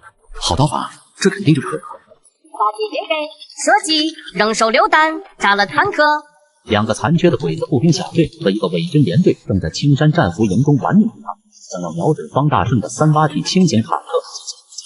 坦克们率先开炮，对这个鬼子作战是非常的干净。大帅，你没受伤吧？我还以为你回不来了呢，不然我们怎么办？我就说大帅会没事的，哈哈哈。大帅，我们狼剑特战队没有参与感啊，他们炮兵连先轰了一通，轰掉了敌人的围墙和碉堡，然后这坦克又在前面打先锋，一枚坦克炮就将小鬼子的阵型打散了。照着这样来看的话，以后咱们搞180辆坦克，以后打仗的时候将坦克一字排开往前冲就是了。行了，别扯淡了。你这口气倒是大得很，搞180辆坦克，咱们这一辆坦克都是宝贝疙瘩了。你知道180辆坦克的是啥规模吗？好好打小鬼子！狼剑特战队离得远，30多位队员直接用 98K 狙击步枪进行疯狂狙杀，进了之后直接用汤姆逊冲锋枪火力压制。这几轮下来，所剩无几的2个鬼子小队也就直接报销了。将各个牢门都打开，让他们广场集合。被关押着的基本上都是中央军和晋绥军的士兵，此刻看到有人来，心情都很雀跃。兄弟们，你们是哪部分的？多谢你们救了我们。我们是八路军的。不是说八路军穷困潦倒，连枪都没有的吗？你们一个人居然就3支枪，你们身上这挂的，我去，哪些冲锋枪，得些驳壳枪，得些狙击枪，怎么样？心动没？1个月还能拿10个大洋呢？什么？这待遇太好了吧？兄弟啊，你们部队还招不招人了？我要去。鬼子很快就要增兵这里，所以废话我也不多说了。我们是八路军的队伍，我叫方大胜，你们都是从抗日战场上下来的老兵，都是英雄。愿意留下来跟着我方大胜一起打鬼子的，就跟着我走；不愿意留下的，每人发放2块太阳路费，各自回家。魏大勇在这里吗？长官，是我就叫魏大勇，多谢长官的救命之恩。不用，应该是我感谢你救命之恩。刚在战争中，你为我挡了1颗子弹，我感激不尽。你刀法很好，愿意加入我的队伍吗？长官，您虽然救了我的命，但是我还想回中央军，然后跟着中央军去打坂田联队呢。此仇不报，心里面真受不了。大兄弟，连坂田联队的指挥部都被我们大帅一枪击中2弹给摧毁了，那坂田联队连队长早就被炸死了，连坂田老鬼子的上1级那个什么第4混成旅团长也被我们大帅用盒子炮一枪爆头了。对，坂田老鬼子被长官您杀了，您还杀了小鬼子的旅团长。之前我们在战俘营的时候只听说一个鬼子将军被干掉了，当时青山战俘营的那群鬼子可是嗷嗷痛哭。长官，你也太牛了！怎么样，现在愿意跟着我一起打鬼子吧？愿意，当然愿意，能跟着长官这样的大英雄，求之不得。长官，以后您让俺干啥俺就干啥。以后你就加入我的狼剑特战队，当我的直属部下，可以吧？好好干，和尚。长官你好，你踩我脚了。哦，我耳机里听的是葛东奇的旋律。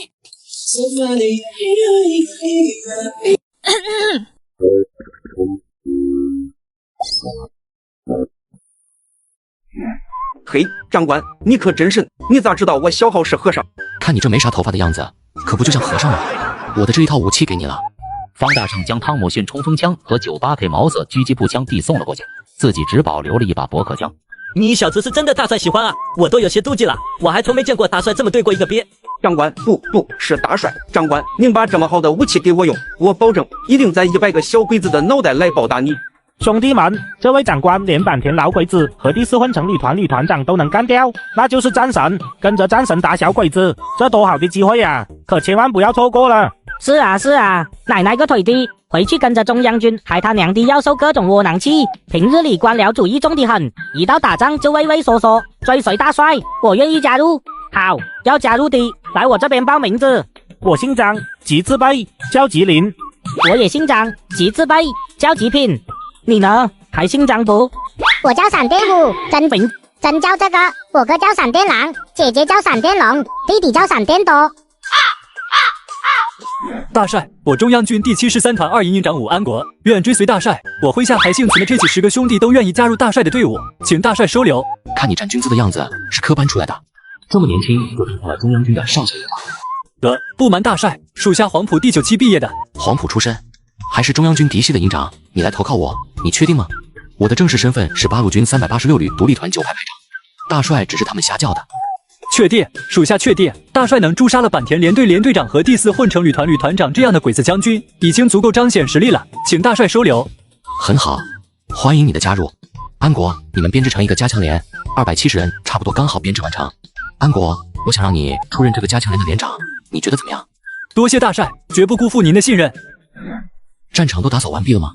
迅速撤离，在这里耽搁了个多小时了，再不走，鬼子的援军就该到了，被追上可不得了，赶紧跑！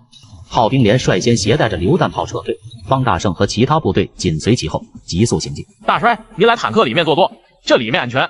好吧，闲着也是没事，进去看看。方大胜进入38T轻型坦克，谢大海仍满脸兴奋地向方大圣介绍坦克的性能和操作。这里是驾驶位，这是弹药存放处，而这是37毫米加农炮的操作台。看来让谢大海当这坦克班班长是选对了，他适合这口天赋饭。这次战斗的战果颇丰，缴获了一堆武器，鬼子的38大概步枪，杰克式轻机枪，还有充足的子弹和不少燃油。恭喜宿主及属下成功诛杀鬼子121，获得38大概50，毛瑟 98K 狙击步枪50，各式子弹2万，大洋3000。恭喜宿主成功覆灭鬼子2个步兵小队，额外奖励杰克式轻机枪20。恭喜宿主成功覆灭鬼子1个特种兵分队，因第一次抹杀鬼子陈建制特种兵，获得额外暴击奖励，额外奖励特种兵作战装备成套装备50。特种兵作战服95式突击步枪、手雷、步兵刺刀、92式手枪，全部都是顶级装备。95式突击步枪有效射程600多米，比鬼子38大概的400米射程强太多了。而且鬼子的38大概打一次就需要拉动一下枪栓，38大概打了一枪，95式突击步枪弹匣容量30发，直接打出30发子弹。要是什么时候能爆出来一条95式突击步枪的生产线就好了。靠着慢慢爆装95式突击步枪，还不知道要等多久。1个多小时后，方大圣和他的部队成功抵达黑云寨。与此同时，鬼子第4混成旅团抵达青山战俘营，但只发现了一片死寂和尸首。8个压路，敌人消失了。上报副旅团长，现场确实有重炮轰击和坦克行驶的痕迹。驻守在青山战俘营的所有敌国勇士全部玉碎。司令官，青山战俘营一片废墟，尸体遍地，3万军队如同打了一场空战。你的意思是，那群敌人就这么消失了？是啊，司令官。你再说一遍。是啊，司令官。现场有发现八路军的士兵吗？只有极少数，其他人身上的装扮很是散漫，感觉就像是一伙土匪一样。拥有坦克和重炮的土匪吗？那么这次行动便有了方向。山本军启动斩首计划，给八路军一个沉重打击。遵命，司令官，我已准备好，随时可以执行。每天进行数百发子弹射击游戏，熟悉各种武器操作。特种兵就是要全能的。接上集，方大圣爆出来的特种作战装备，准备入装八路军。狼剑特战队集合。今天我们换装新的95式特种兵作战装备，这装备真高级。现在开始换装。换装之后，狼剑特战队将会进行残酷的野外生存训练。如果有人觉得吃不消，现在可以离开，这不丢人。因为特种训练某种程度上就是癫狂的、残酷性的、令人绝望的。因为你们每人都将成为特种兵。什么叫特种兵？攀岩走壁，千里追袭，万将从中取上将首级。你们每一个人都将会是兵王。35名队员坚定的战力，无人动摇。兵王，那是每个战士所毕生追求。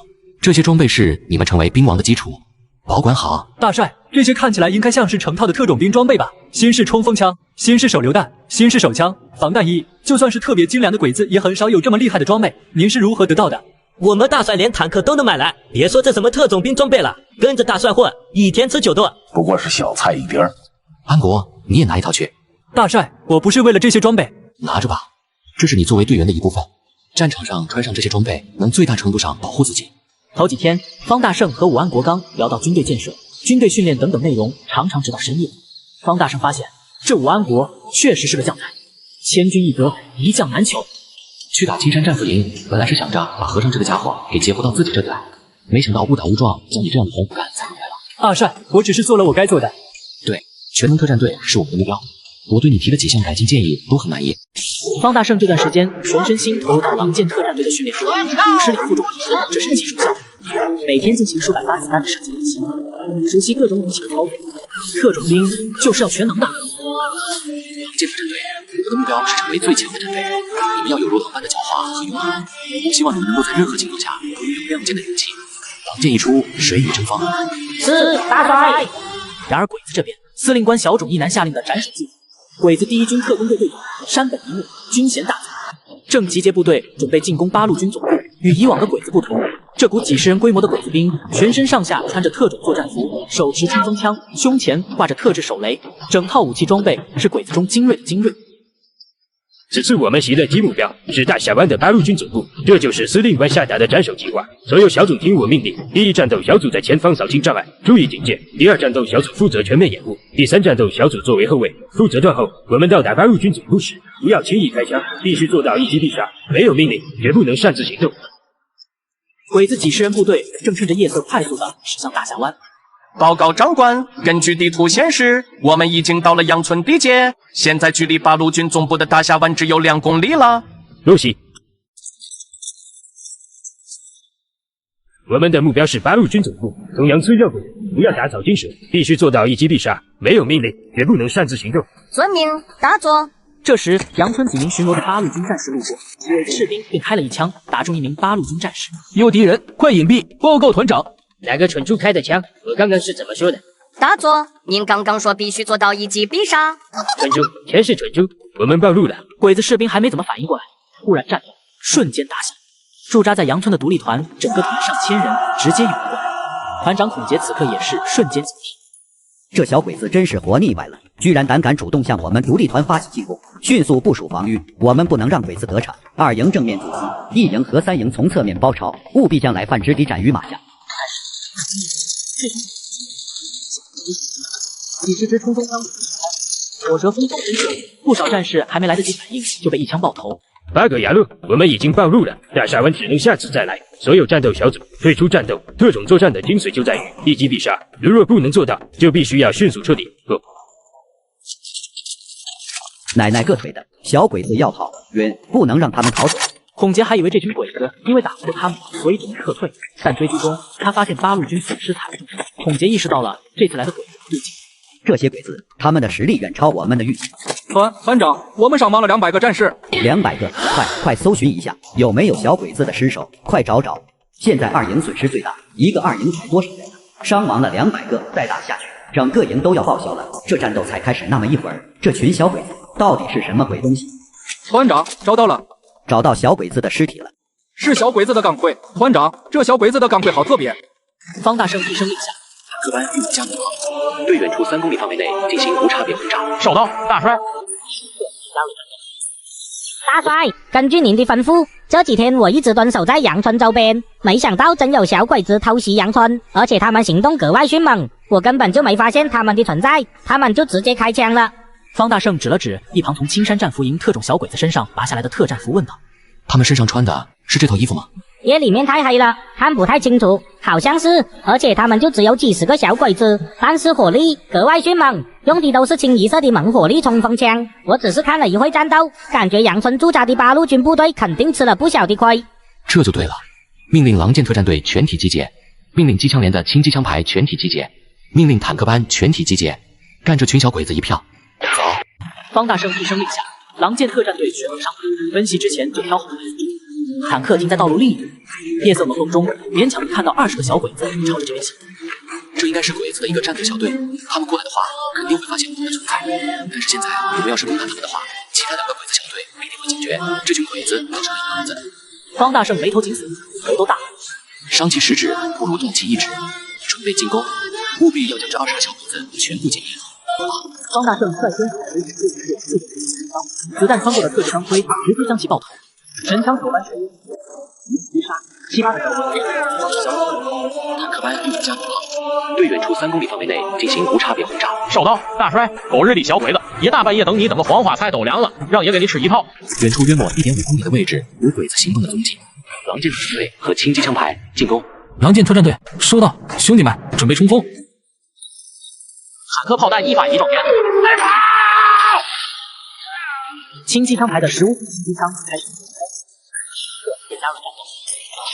不到3分钟，这20个特种小鬼子就都去见阎王了。八个牙路，怎么会有这么多敌人？他们的火力为什么这般凶猛？喂，大哥，死啦的，不要将这支神秘部队全部斩杀。可是打前锋的20多个帝国特种战士已经玉碎了，现在我们这里又损失了10多个帝国特种战士，一共60多个特种战士，现在已经损失了1半了。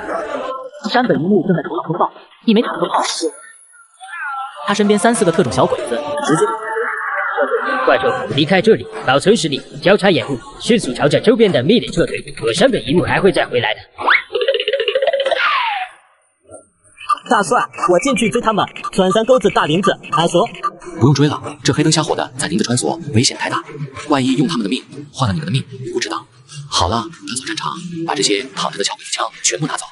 方大圣知道这些装备将有用处很大。大帅，远处有动静，有一股八路军朝着这边来了。没事，慌什么？我们也是八路，都是一家人。让谢大海将坦克开回黑云寨就好了。打扫战场要仔细，给这些小鬼子的脑门处多补一枪，以防他们装死。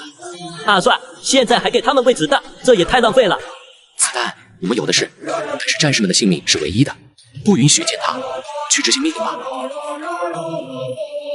前面是哪个部分的友军？八路军386旅独立团9排。独立团386旅独立团，他娘的！我们独立团啥时候有了你们这些人？你们是假冒的，做好作战准备。你应该就是孔杰孔团长吧？早有耳闻，但是谁说386旅就一个独立团了？你的意思是你是李云龙独立团的？这小子，老总还给了他一个独立团的番号。没错，就是我就是李云龙独立团9排排长方大胜，欢迎孔团长莅临指导。兄弟们，把枪收起来！莅临指导，你可别磕成我了。今晚的仗打得真窝囊，死了200个弟兄，连个鬼子毛都没留下来，就他娘的掉落了一个钢盔。等一下，方大胜排长，这些鬼子不会都是你们杀的吧？这些鬼子尸体得有30-40了吧？报告大帅，共歼灭特种鬼子43人，另有20多名特种鬼子窜逃，缴获完整鬼子特战装备31套。大帅，我们有5个战士受了枪伤，不过都没伤到要害。你们伤了5个人，干掉了40多个特种鬼子，到底是咋做到的？这群鬼子太邪门了，武器很先进，火力也很猛，我们一个营的火力都比不过他们。一切的恐惧都来自于火力不足，他们火力猛，我们比他更猛就是了。冲锋枪爽，反正就是打。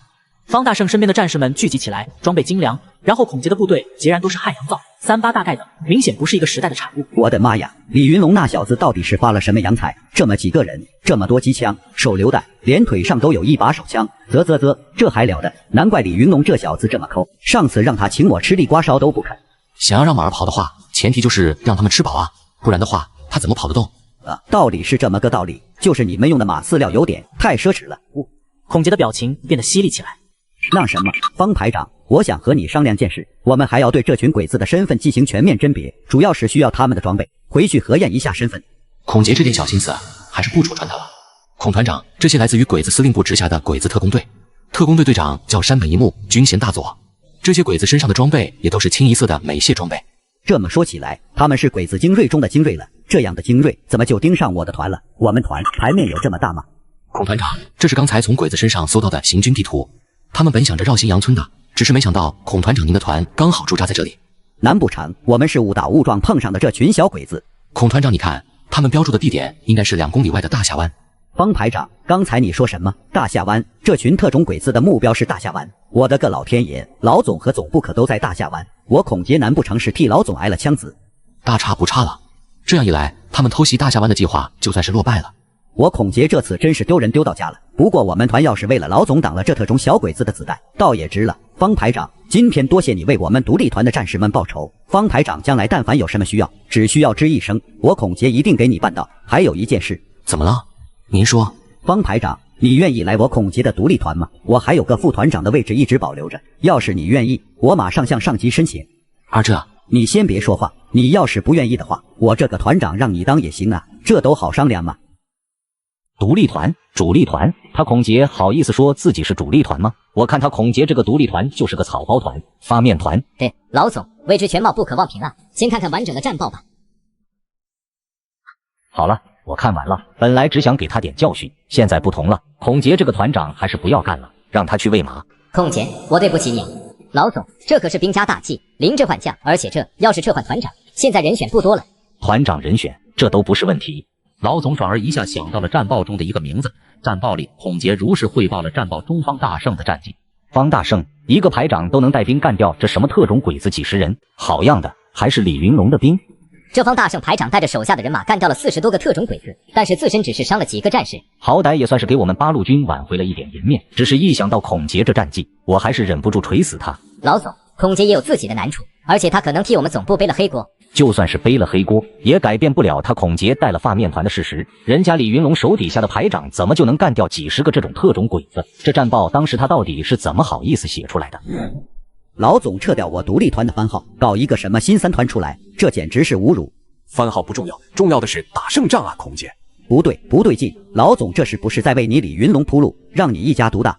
孔二愣子，你这话说的，劳资就不高兴了。想要独立团的番号，你就拿战功去抢，打几个败仗就在这里说丧气了。李云龙，你别在这装，有这么个兵，你小子运气真的太好了。我让方大胜来我们独立团，不是，现在应该说是新3团了，让他当团长，我给他当副手，他居然都不干。忠义厚道，这点像我。你老李啥时候厚道过？抢战利品速度最快。李云龙，你要是厚道人，这世界就没狡诈人了。咱们是一家子，分你的我的，互相帮衬建设队伍。老丁，你的思想觉悟还需提高，帮衬穷兄弟怎么了？穷兄弟？李云龙，你好意思说自己是穷兄弟？老子当时没看到方大胜手底下的兵啊，10几挺轻机枪，还只是个排长，手底下全是美械武器，子弹塞满裤腰带。这个我可以作证，方大胜那小子手下确实有很多好装备。老李，不和你开玩笑，我用2挺重机枪，10挺轻机枪，2门小钢炮和你换方大胜怎么样？就你这点破铜烂铁，就想和劳资换我们独立团的宝贝疙瘩方大胜？咱就和你明说了吧，方大胜这小子在咱老李心目中，至少也得值他1个师的装备，1个装甲师的装备。得拿出那条 98K 毛瑟狙击步枪的生产线了。方大胜下定决心，随即暗自去了一趟山下。他采用的还是那一贯的套路，放置生产线后带人前去接收。但这次意外发生了。你们干什么？兄弟们，加把劲！这些铁疙瘩看起来是好东西，搬回去给二当家的看看。滚开！这是我们大帅的东西，你们这群小土匪找死啊！敢在太岁爷头上动土，兄弟们，抄家伙！黑旋风一声吼叫，10几挺轻机枪一字排着，30几名狼剑特战队战士手持风枪，对准了那群土匪。你们干什么？大路桥边各走一边，这么多东西放着也没看守的，谁知道是有主的啊？我们清风寨也是无意冒犯。对面是哪路兄弟，多有冒犯。我是清风寨4大金刚之一的赵守田，有得罪之处，不多包涵。清风寨4大金刚，赵守田。您知道我们清风寨也是自从二当家加入，我们清风寨的威名更上一层楼，对付鬼子那是手到擒来。二当家周卫国打鬼子的确非同小可，传个话说我向他致敬。您整治我们内事，您又是哪路神仙？8路军386旅9排排长，我叫方大胜，欢迎他来黑云寨做客，有困难随时来找我。这4大金刚都是打鬼子的好汉。当然了，我最看重的还是黄埔毕业，最后去德国进修过战术的二当家周卫国。对了，这把枪送给你们二当家，告诉他期待他的到来。送这么好的枪，到底为哪般？难道这群黑云寨的人是二当家的崇拜者？这回头不得叫上二当家的把他们都收服了。行了，都别废话了，大家努力将这一条 98K 毛瑟狙击步枪的生产线拉回来。大帅，这真是一整条枪支生产线吗？您怎么做到的？是啊，那也没啥用，我们又没材料，又没人会使。大帅，其实我有办法，我有个同学在中央军后勤部任职，可以调动一些资源，人他也能帮忙介绍。真的吗？那可得好好拜托你了。但是我这个同学是商贾出身，极度爱财，以前一起同窗的时候就有铁算盘支撑。这个没问题啊，不惜一切代价也要让这生产线运转起来。之前打小鬼子的时候还缴获了10几根金条，都给他带上。另外再准备5万大洋喂饱他的肚子。大帅，这也太多了。物资什么的越多越好，什么铁锭、铜锭、消失这些有多少我要多少。请大帅放心，我会确保每一分钱都用在刀刃上。大帅，我也相信武安国武连长是个汉子，可是财不动人心啊，这么大一笔钱，要是出了什么差错，哎，用人不疑，疑人不用。我信任武安国，就像信任你一样。行了，不用说了，你也好好去训练吧。什么时候才能在遇到山本那群特种鬼子，击杀这群特种鬼子，报的都是顶好的特种兵装备，像他们的第一天。大哥，真不知道要你们这些饭桶有什么用，这么多人就这么没了。司令官阁下，这一次我们遭遇的部队水平很高，最关键的是还有轻机枪和坦克支援。又是那只有坦克的部队，我早就说过要彻查神秘部队，死来的，情报部门都是一群蠢猪。好意，司令官阁下说的是，情报部门就是一群蠢猪，杨村有一个团都没有发现，要不是在杨村发生了遭遇战，此刻我的特工队早已经将大峡湾的8路军总部摧毁了。大哥，情报部门是蠢猪1号，你们特工队就是蠢猪2号。为了供养你们一个特工队不到100人，帝国至少消耗了可以组建一个连队的资源，你们就打出这样的战绩，废物东西！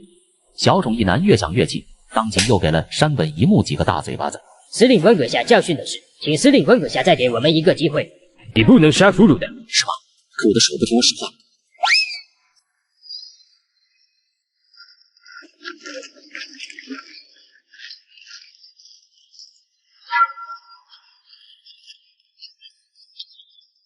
长官，我们好像走错方向了。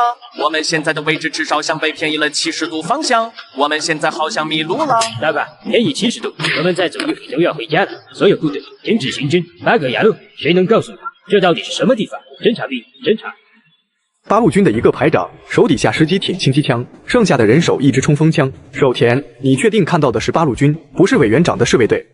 二当家的真的是这样啊？他还说，要是我们清风寨有什么大危机的时候，可以找他帮忙，他义不容辞。这都不是事，上次在一线天干掉鬼子一个中队，兄弟们现在都还兴奋着呢，啥时候再干一场？大哥，我们刚干掉鬼子一个中队，他们碉堡被拔，肯定对我们恨之入骨。他们要是有心查的话，必定能够查探到是我们清风寨干的。现在我们要做的应该是直接搬家。搬家，这么多年打下的基业就这么白费了？不行，这个绝对不行！大帅，幸不辱面，我那位同学将会定期定量的给黑云寨供应大量生产枪支和弹药的基础资源。这条98K 生产线和子弹生产线，若是全天候生产的话，1个月差不多就能产出4000到6000支枪支，1个月可以产出数十万枚子弹，够用了。对了，生产这些枪支的工程师什么的，那边有消息吗？大帅，这些安排好了，人7天后到。但大帅，我还有件事要报告。回来途中，我发现鬼子可能正在接近我们八路军的兵工厂，情况很危急。多少兵力？大约500-600人，看样子像是个残缺的大队。呵呵，既然他来了我们的地盘，就别想着回去了。这不是来自投罗网来了？步兵2营3连留下来防守黑云寨，其余的全军集结，准备吃肉。随着方大胜的一声令下，各部队整装待发。此时距离八路军兵工厂约莫2公里地界，鬼子山崎大队的500-600鬼子还在行军。八路军兵工厂，侦察兵还没回来吗？长官，前面发现可疑目标，有一群八路在那边活动。那里可疑目标？消息是八路军的野战医院和兵工厂，这下被我们赚到了。全体做好战斗准备，死了的，建功，打他个措手不及。八路军兵工厂和野战没有任何。部队只是人数太少，一时间劣势骤现。拼杀的小鬼子怎么就被他们摸到这里来了？这兵工厂里面可全都是弹药，一旦被轰炸了，不堪设想。快点名老走！山崎大队，他们怎么撞到我们的兵工厂去了？386旅全员准备驰援。老总啊，山崎大队才500-600人，这一次估摸着也是瞎猫碰到死耗子碰进来的。兵工厂都是重中之重，不能出一点差错。命令386旅全员准备驰援。消息，电讯兵给小种一男司令官发报，就说山崎大队即将要覆灭八路军的兵工厂和野战医院，我们部队充当诱饵，请司令官阁下派遣援军从外围直接压上来，消灭来救人的八路军主力，以养地谷之威。如喜命令乙线田周边的部队进军乙线田，配合山崎大队，告诉山崎治平，若能覆灭八路军主力，本司令官保举让他接替第4混成旅团长之位。这次本司令官亲自坐镇指挥，谁要是出现纰漏，自行切腹为田皇尽忠。那你司令官真的这么说了？是的，长官，司令官说，只要我们这次能够打败敌人，晋升少将和旅团长的位置就是您的。消息，我山崎治平将不负司令官厚望。坦克炮弹一发一撞天，榴弹炮一发一撞天。开炮！就在刚骤然一阵阵炮轰声响起，整个战场位置。这是哪里在打炮？重炮还不止一门，长官，我们被包围了。迫击炮还击。为了确保安全，方大胜直接将300枚掷弹有效射程才500米，后些是完全无效。还没几分钟，山崎大队的500-600被分开整个滋弯了墙。步兵1营1排，随我冲锋！胡眼龙带着步兵1营1连队，直接从鬼子阵地追杀过来。鬼子还没有反应过来，手持3发大弹的鬼子可不敢开始机枪连轻机枪排，跟我来。作战装备还真不少，那鬼子的子弹打在钢腿上，只能落下1个白衣。不能给小鬼子一点可乘之机。奶奶个腿的小鬼子，一起来吧！跟着大帅打鬼子，太痛快了。小鬼子全都只能抱头鼠窜，跟活王八似的。面对战神一般打又打不着，打成了也没用的9排战士。战场上的山崎大队士兵纷纷陷入混乱，未知的恐惧笼罩了每一个人的心头。电报，小种一男司令官，山崎大队遭遇炮轰，八路军至少有5门以上100毫米口径以上重炮，山崎大队将全体玉碎，为天皇陛下效忠，为司令官阁下尽责。说这个让我来，我亲自干掉的话，奖励能更多一点。这一波小赚，小鬼子让爷给你吃一个手雷。八路爷爷，我投降了，我想回家，你不能杀俘虏的，是吗？可我的手不听我使唤。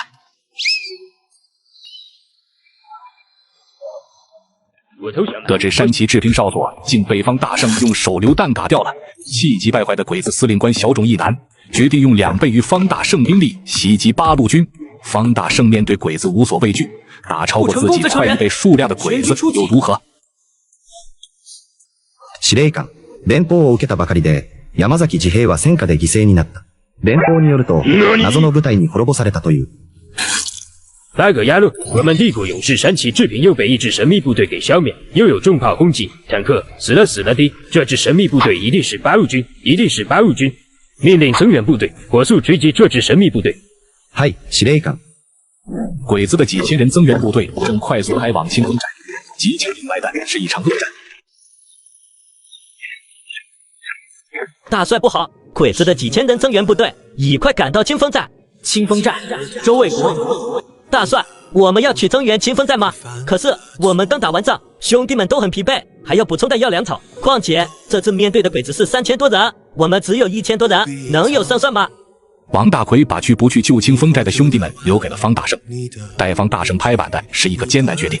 如果不救，清风寨的兄弟们铁定全军覆灭；如果救，好不容易建立起来的这支队伍有可能这次就打没了。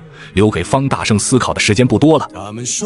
清风寨的兄弟们也是打鬼子的好队伍，都是抗日打鬼子队伍，我们能见死不救吗？救则重，不救则寡，齐心才能战胜一切来犯的敌人。听大帅的，打鬼子，打鬼子。很好，你们都有狼的勇气，我们就是一群恶狼，哪怕来再多的鬼子，也要将他们一个个生吞活剥。众将士们听令，准备3天干粮。这一仗，我们将家底全部压上，不成功则成仁。全军出击！书主栽在这支神秘部队手中，如今连这支神秘部队的番号都不知道，就算是报仇都不知道应该找谁去报仇。空白的，全都是空白的。大哥牙路，帝国何时受过这样的侮辱？蠢猪情报部门多派几头蠢猪出去刺探情报。遵命，这就多派人去打探。可恶！先是山崎那个中心开花战术被打了个稀巴烂，现在又被这群小丑耍得团团转。大哥牙路，老子迟早有一天要把这帮人的人挂在城墙上。如果1个月内还是毫无所获，你们情报部门恐怕得缺副几个了。当下也只能将还没有训练好的那些女特工赶紧分批次都发散出去。妈的，这群鬼子速度怎么这么快？刚灭了他们一个中队，现在反过手来就用2个大队来围剿我们，还有一个炮兵中队。大哥，当初都是我们的决定，和你没关系，你用不着自责。眼下关键是先逃出这个鬼门关。魏国，悔不该当初没听你的话，是我将兄弟们拖进了漩涡，这一切都是我的错，我的错。大哥，脑袋掉了碗大个疤，有什么的？和小鬼子拼了，打死1个鬼子保本，干死2个还赚1个。大哥，现在和鬼子硬拼，又能拼得掉几个？我们弃寨离开，寨子后面有个无人区，没有鬼子的封锁，如果顺利的话，或许还能保住一条性命。就这么定了，魏国，现在我们就走吧。大哥，我现在还不能走，还需试探一下小鬼子，让他们知道我们在寨中。无论如何，这一次我们都是九死一生。如果真的不幸遇难，希望来世我们还能做兄弟。等一下，魏国，之前那个八路军排长方大胜不是说了，遇到了事可以叫他帮忙吗？守田啊，你啥都好，就是脑子不太行。你说的这个八路军排长方大胜，根据你的形容，他的装备确实不俗，但他一个排长手底下能有多少兵力？哪是这2个鬼子大队加1个炮兵中队的对手？把他也给卷进来，那不是坑了人家吗？不过这个方大胜排长倒是个有趣的人，如果有机会的话，我倒是想要认识一下他。现在想这么多也没用了，能不能活着离开这个地方都不知道。行军途中，一名艳丽女子突然晕倒在路边，惹得一众将士侧目。大帅，有个漂亮女人倒在前面了，她说她和家人走散了，看样子是个大家闺秀。荒郊野岭出现美女，这很诡异。大帅真是好福气啊，居然在这荒郊野岭遇着这种绝色美人，这就是我们大帅了。你有什么事可以直接和我们大帅说。大帅，我叫红梅，小女子本想去投靠亲戚，却和家人走散，好几天没吃饭了。真的？大帅，小女子是真的迷路了，只是听见有军队过来，想求援而已。是吗？有这要巧，那就让大帅好好伺候你一下。大帅，这不好吧？大帅，这，您太猛了吧！来嘛，伺候好了。大帅，啥心愿都能实现。大帅，还有这么多人在场呢。方大胜掏出枪口对准女子，扣动扳机。大帅，您怎能滥杀无辜呢？去扒他裤子。这大帅这人都干了，还扒掉裤子啊？你怕个啥？说不定掏出来比你都大。众人只得照做。女子腿间赫然一包奇奇怪怪的兜裆布，里面居然是支手枪。原来他是鬼子的探子，大帅英明，请责罚在下愚钝。这不怪你们，只能说他伪装的太好了。但是这地方偏僻，少有人质，迷路了也不至于到这来。但这鬼子间谍还真是无孔不入，我们既然能够碰到，想必其他八路军队伍也一样。回头将此事上报总部，让总部务必重视。他是八路军的营长，需要出兵解决土匪。只因这群土匪中有一名抗日奇才，为了招揽此人，他不惜面对3000名日本鬼子围攻。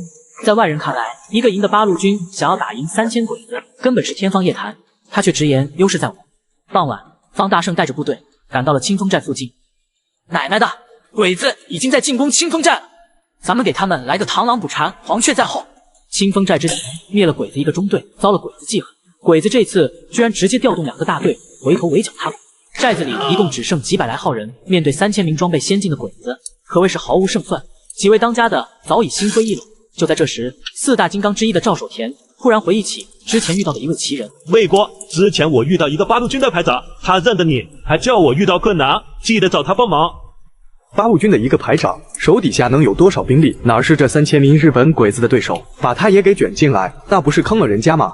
此时的方大圣早已升了营长，不过手底下只有1000余人，面对鬼子3000人马，可以说是优势巨大。毕竟敌在明，我在暗，鬼子还只带了一个炮兵中队，可他却因为系统奖励，手握3门坦克、数枚重炮。王承仲，将3门炮架好，准备炮击。是，大帅。坦克排，3辆坦克打前锋。是，大帅。和尚，你带着狼剑特战队跟老子去端了鬼子的炮兵中队，包在我们身上。方大圣快速赶至炮兵中队阵地附近，此处安置着鬼子这次行动的关键武器，70毫米920的重炮，重约400多斤。过去的八路军在这样的重炮下死伤无数，他们不能贸然突进。鬼子服都带了吗？换上。站住！你们来做什么？一时间，和尚等人浑身冷汗。这次他们轻装潜入，而鬼子这个炮兵中队不仅装备精良，外围还有2个步兵中队把守，足足有几百号鬼子。他们只能等方大圣的指示。没成想，方大圣上来就是一个大嘴巴子，抽的鬼子中尉不要不要的。八个，我是援军，我们得到消息，那群土匪想要抢占我们的炮兵阵地。方大圣张嘴便是一口流利的日语，全亏了上次系统爆出的语言精通技能书。随后，方大圣继续往里走，一时间竟然无人阻拦。站住！我是炮兵中队中队长柳川真喜，我怎么没在旅团见过你？看来鬼子也不全都是傻瓜。方大圣将手一挥，直接就是一梭子，将这个鬼子中队长爆了。狼剑特战队立即反应过来，70支冲锋枪打得鬼子措手不及，一瞬间尸横遍野。去你丫的鬼子！方大圣在这边奇袭鬼子的炮兵中队，他的炮兵连也开始对着日军大部队猛烈炮击。鬼子的炮70毫米口径，400多斤，他们现在装备的斯柯达榴弹炮口径105毫米，炮弹重1.4吨，足足是鬼子的7倍，一炮击出，摧枯拉朽。这火力，咱们还只是一个连，比鬼子一个炮兵大队的火力都强了。八大，炮兵中队那群蠢货怎么在炸我们自己人？报告旅长，这好像不是咱们的炮，这个炮比我们的炮威力大多了，我们极有可能遭到了中央军或晋绥军的重炮袭击。不可能，绝对不可能！会不会是那支神秘部队？小种一男司令官提及过，有一支神秘部队装备了坦克和大炮，据说第4混成旅团旅团长平路勇夫就死在他们手中，但近卫文却不这么认为。一群废物为自己的失败找的借口罢了，我们帝国的装备和武器才是最强的。忽然传来一阵巨响，近卫文拿起望远镜向远处看去，3辆坦克一边炮轰，一边射击着子弹，往前一点点。周边还有上千步兵、骑兵在坦克的掩护下往前冲锋。8个牙路，这至少是敌军1个军的火力配置。命令炮兵中队开炮，炮轰他们的坦克。鬼子炮兵中队早已被方大圣给端掉了。炮兵中队无响应。大哥，赶紧报信号弹，命令炮兵中队开火。嘿嘿，大帅，鬼子急了，让咱们这边开炮呢。好啊，那就成全他们。调换炮口方向，给老子向鬼子兵阵营狠狠的炮轰。方大圣一声令下，随即鬼子炮兵阵地上的4门步兵炮和4门迫击炮直接转换炮口方向。打炮呢，打炮呢！旅团长阁下，我们的炮兵中队。蠢货，你眼瞎吗？那些炮弹是朝着我们轰过来的。上报司令部，请求援助，我们被下过至少3个师的军队包围了。他是8路军的营长，需要出兵解救土匪。只因这群土匪中有一名抗日奇才，为了招揽此人，他不惜面对3000名日本鬼子围攻。在外人看来，一个营的8路军想要打赢3000鬼子，根本是天方夜谭。他却直言优势在我。调换炮口方向，给老子向鬼子兵阵营狠狠的炮轰。开炮！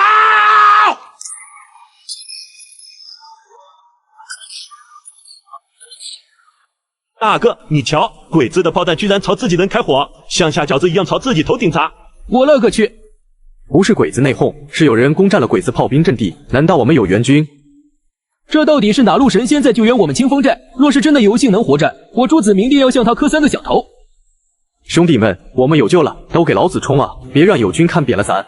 在周卫国号令下，土匪们正想出击，没有想到一辆鬼子的装甲车上重机枪崩塌。几十个土匪直接倒地，损失惨重。狗日的小鬼子，我认你仙人板板，兄弟，我先走一步了。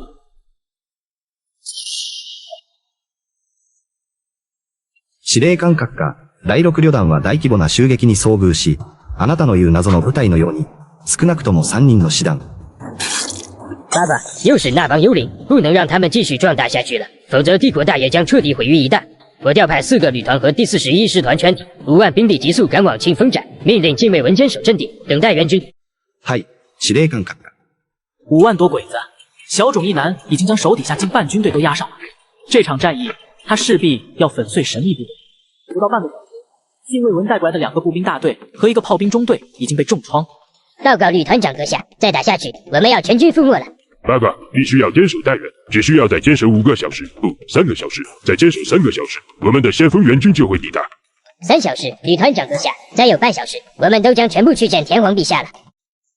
你敢扰乱军心！一声枪响，鬼子少佐应声而亡，周边那些鬼子心里满是恐惧。别动，小鬼子！别开枪，我们是八路，是来支援清风寨的。是方排长，是八路军的方排长，二当家，就是他让我给你的带狙击枪。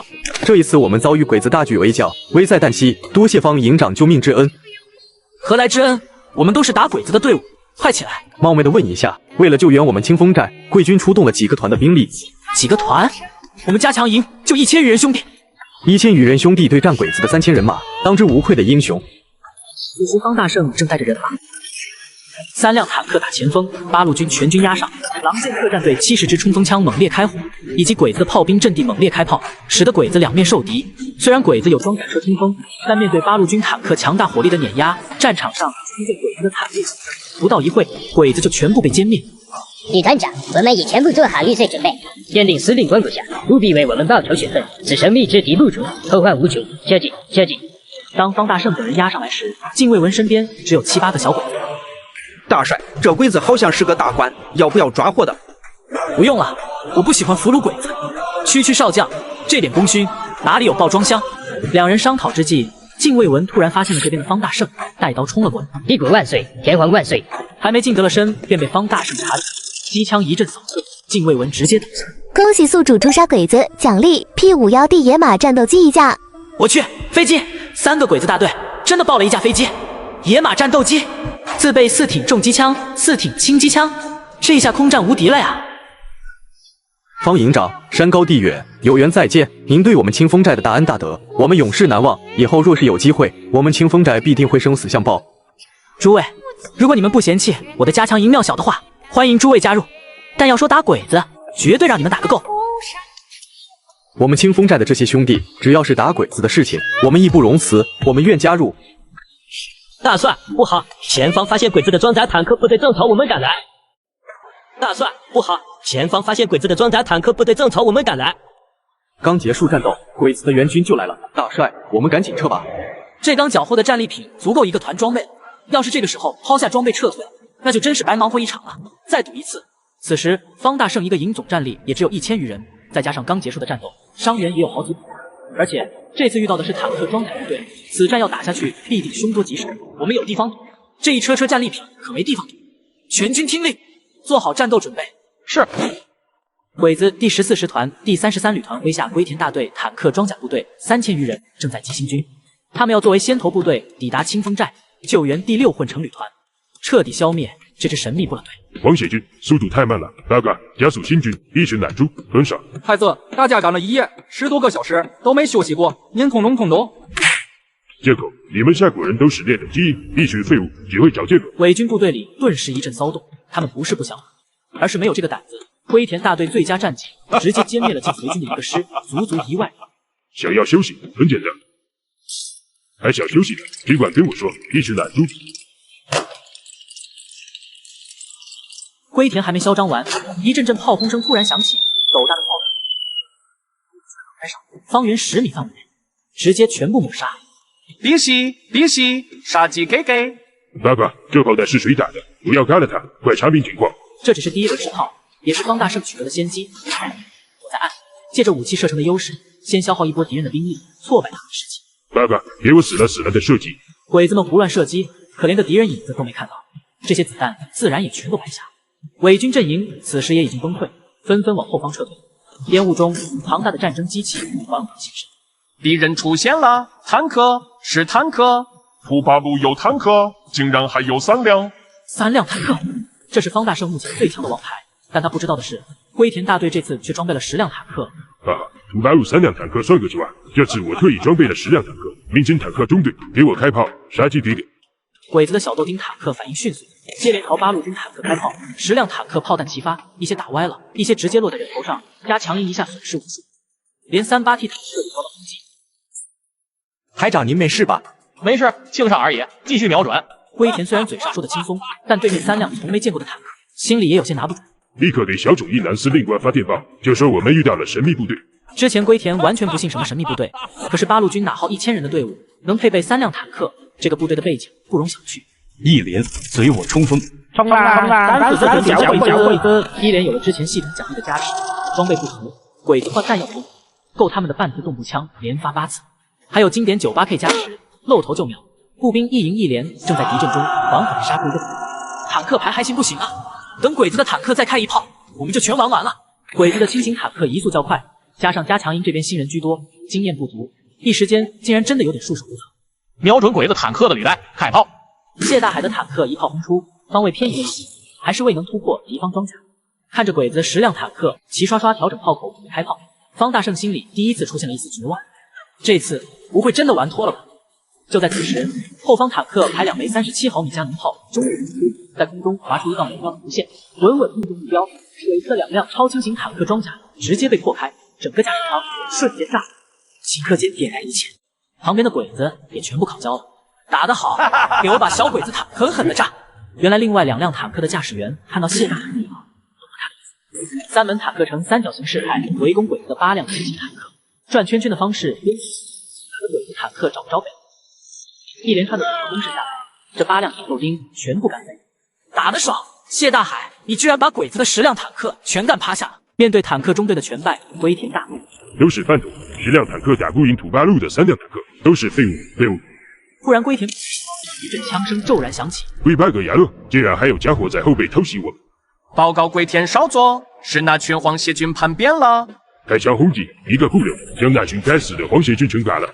龟田一声令下，一部分鬼子将枪口调转向皇协军，鬼子的火力瞬间分散，也算是给方大圣帮忙，加强一个火力一下拉上，鬼子队伍顷刻间尸横遍野，鬼子的防线被3辆坦克直接撕裂。坦克炮不断的轰击，重机枪四处喷射火舌，眼前的鬼子全都像那样融化，还有直接被压扁的。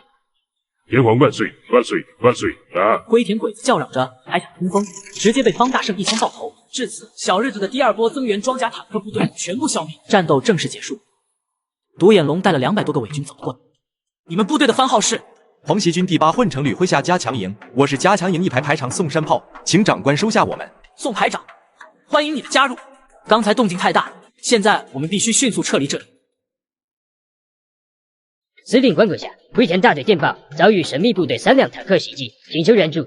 八个牙路，又是这支该干了的神秘部队，居然还有3辆坦克，他们早有准备。这次我们又大意了，传我命令，立刻派遣5万人马、30辆坦克，火速追击，无论付出什么代价，这一次一定要把这支部队全部歼灭。方大圣天天搅鬼子枪，但是从来不用，部下全让他挖个坑炸了，但都被他一一拒绝。他还坚持要收3000支，可是仓库里根本放不下。这次他终于叫来部下，说出了最终的计划。他娘的！方大圣这小子现在人也见不着了，之前还说要给劳资轻重机枪个20挺嘞。现在人家方大圣这势头，2月就能扩编成加强团，到时候你比人家还低半级。人家方大圣这座金山下了金蛋，又没带你老李分过。就算他以后当了司令，也是从劳资的独立团出去的。老孔，你瞧这李云龙，跟咱们扯淡10句话8句不离方大圣，跟认了个爹似的。就是李云龙这孝子贤孙的样太实在了。你俩就知道诋毁咱老李，还不是眼红我？到时候咱升了师长，你俩来给我当旅长，我倒没意见。团长，加强营来人了，方大圣的战利品车队到了，您快去看看吧。方大圣回来了，走，出去瞧瞧去。走走走，让我们眼红眼红。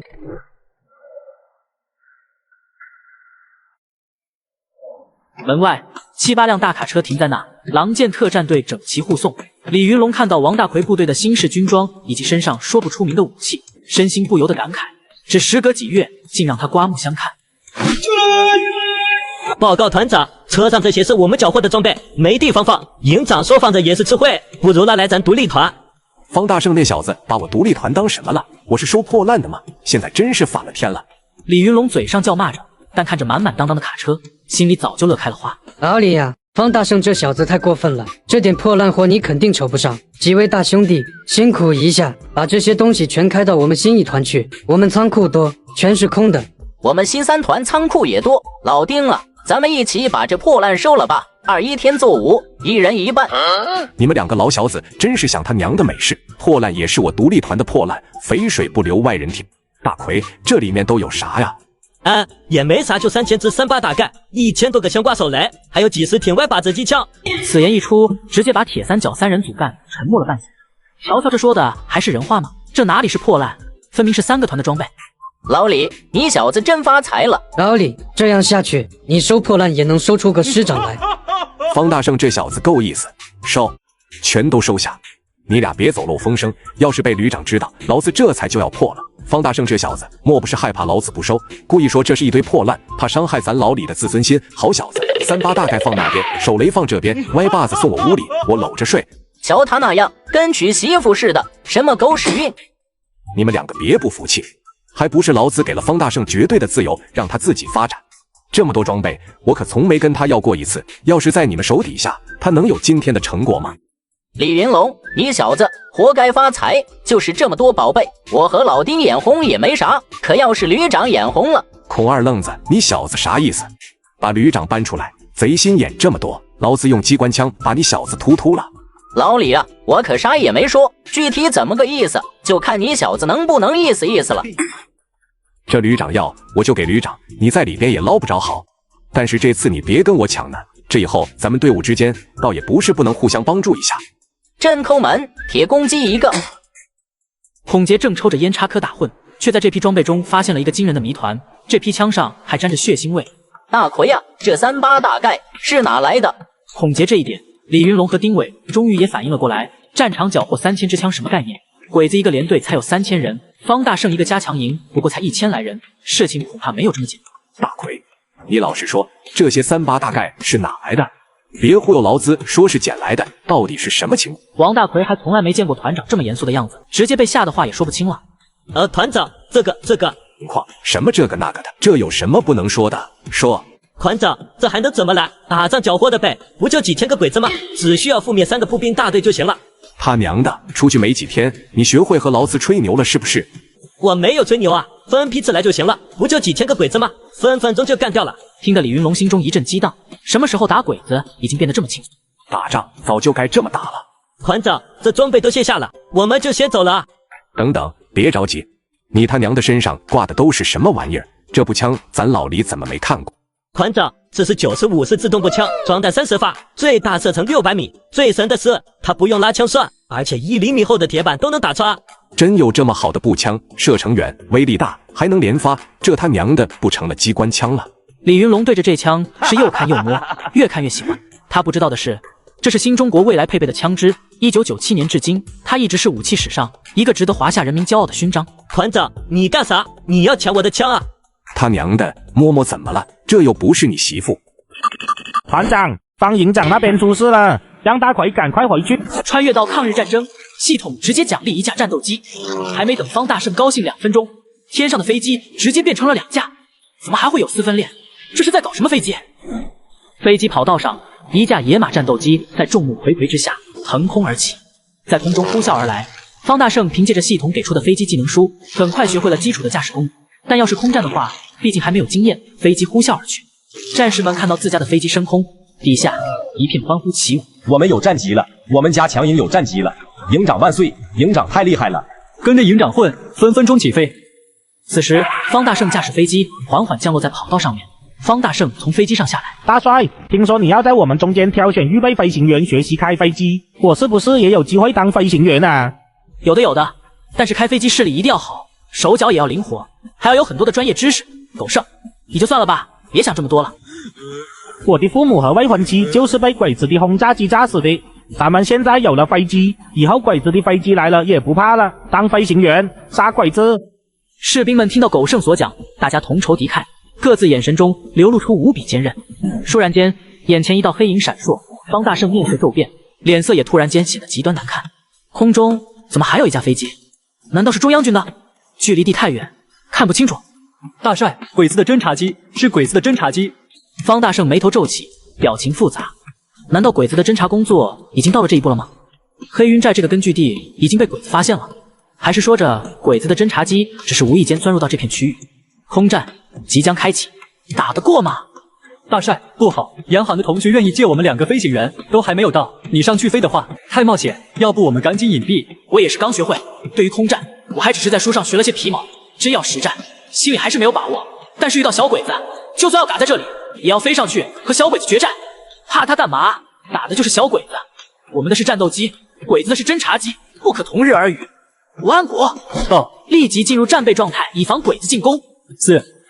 此时的武安国看到坚韧刚强的大帅，眼眶中渐渐湿润，他心怕大帅有个3长2短，这支队伍就散了。方大圣启动飞机，沿着跑道紧急飞上天空，迎接小鬼子。此时，小鬼子侦察机看到前方有一个敌机飞过来，立马通信总部。小鹰呼叫总部，小鹰呼叫总部，发现敌军飞机1架。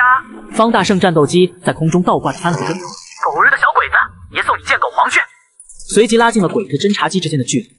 8门机关枪同时开启，火力覆盖网直接形成，子弹飞射，砰砰砰，一阵狂射，鬼子的侦察机上瞬间破开数个洞口，紧跟着一道道黑烟冒起。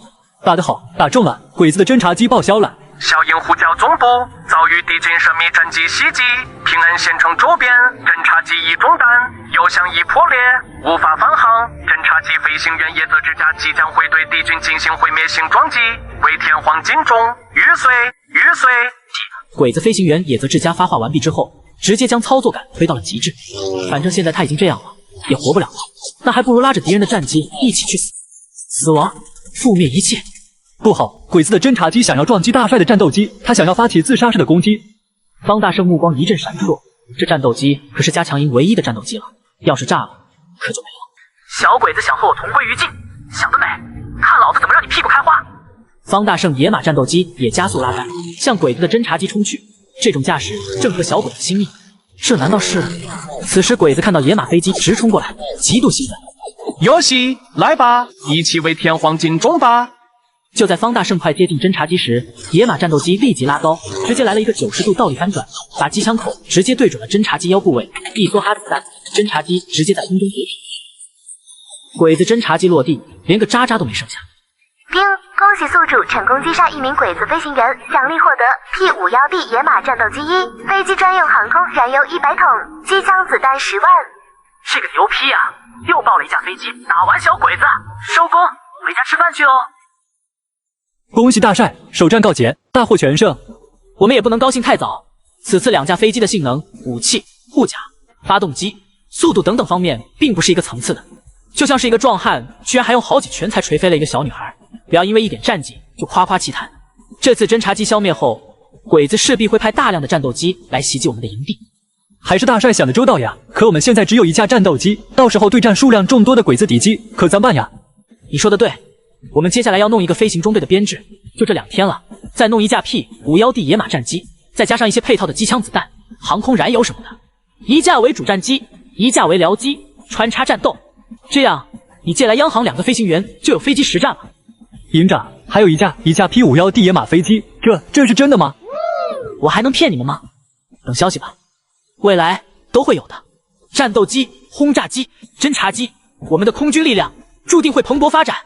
方大圣握紧拳头，眼眸中激情四射，他有足够的底气说这个话。鬼子司令官照例在那里咆哮和发火。蠢猪一样的情报人员，既已锁定了这支神秘部队处于哪支军队中，为什么到现在还查探不出来其编制？狗！鬼子司令官一拳头砸在刚替换的桌面上。报告司令官阁下，飞行大队麾下小鹰号侦察机飞行员发来消息，他在平安县城周边侦察的时候发现敌军战斗机，战斗机火力很猛，交战10分钟，我们的侦察机已经崩溃。我们的飞行员最后发回来的消息称，他要进行决死冲刺，将会开着侦察机和敌人的战斗机同归于尽。至此再无消息。战斗机？夏国的军队什么时候拥有战斗机了？不可能，是中央军支援的，还是晋绥军支援的？这里面到底透着什么玄机？八哥，我有一种不祥的预感，不会是这支神秘部队在拥有了重炮坦克之后，再度拥有了战斗机？只是拥有重炮和坦克的他们都已经这般难以对付了，如果再加上战斗机，八个牙了，我们要如何对抗？命令飞行大队派出所有侦察机，全面侦查。はい、司令官閣下。心腹大坏呀，心腹大坏呀，八哥。另外，将山本交过来，本司令官有任务交给他。はい。突然白拿3000支38大改，但是李云龙却一脸也高兴不起来，还得亲自告诉方大圣，下次可别这么送我。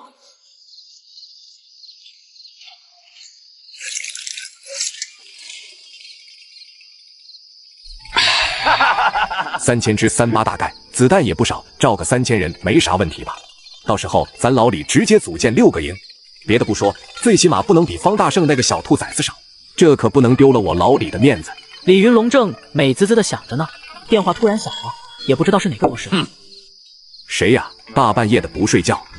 李云龙，又要恭喜你发财了！听说你小子发了笔横财，准备大干特干，直接组建一个独立师。你看我怎么样？能不能去你手底下当个旅长什么的？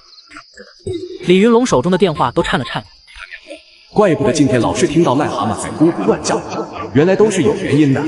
旅长，您这话说的，咱老李现在啥情况还不知道吗？穷的都他娘的快要出去要饭了。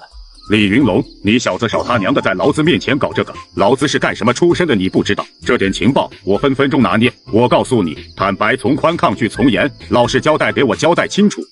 这旅长啊，就知道瞒不过你。我是这么打算的，我打算先组建6个步兵营，再他娘的组建一个机枪营，你觉得怎么样？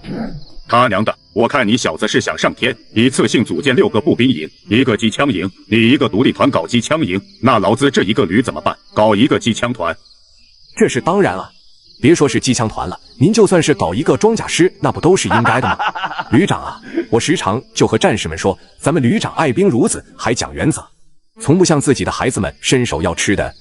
李云龙把旅长捧这么高，明显就是让旅长不好意思打他秋风。要是换个人，也就不好意思再伸手了。但是不是一家人，不进一家门啊！你他娘说完了没有？那3000支38大盖送2000支来旅部，他娘的，旅现在很多部队还是2个战士共用一杆枪，不是老炮筒就是汉阳造。你小子将那么多38大盖藏着掖着干什么？2个步兵营还不够啊！李云龙瞬间炸毛了，6个步兵营唰的一下就变成了2个。旅长，干嘛呀？这是要说旅长你的警卫连缺装备，要赞助个100-200支38大盖，这都没啥问题。但这点武器，那都是方大圣那小子孝敬咱老李的。好比这闺女孝敬娘家，咱老李能往外全送了吗？这可不得让闺女寒了心啊！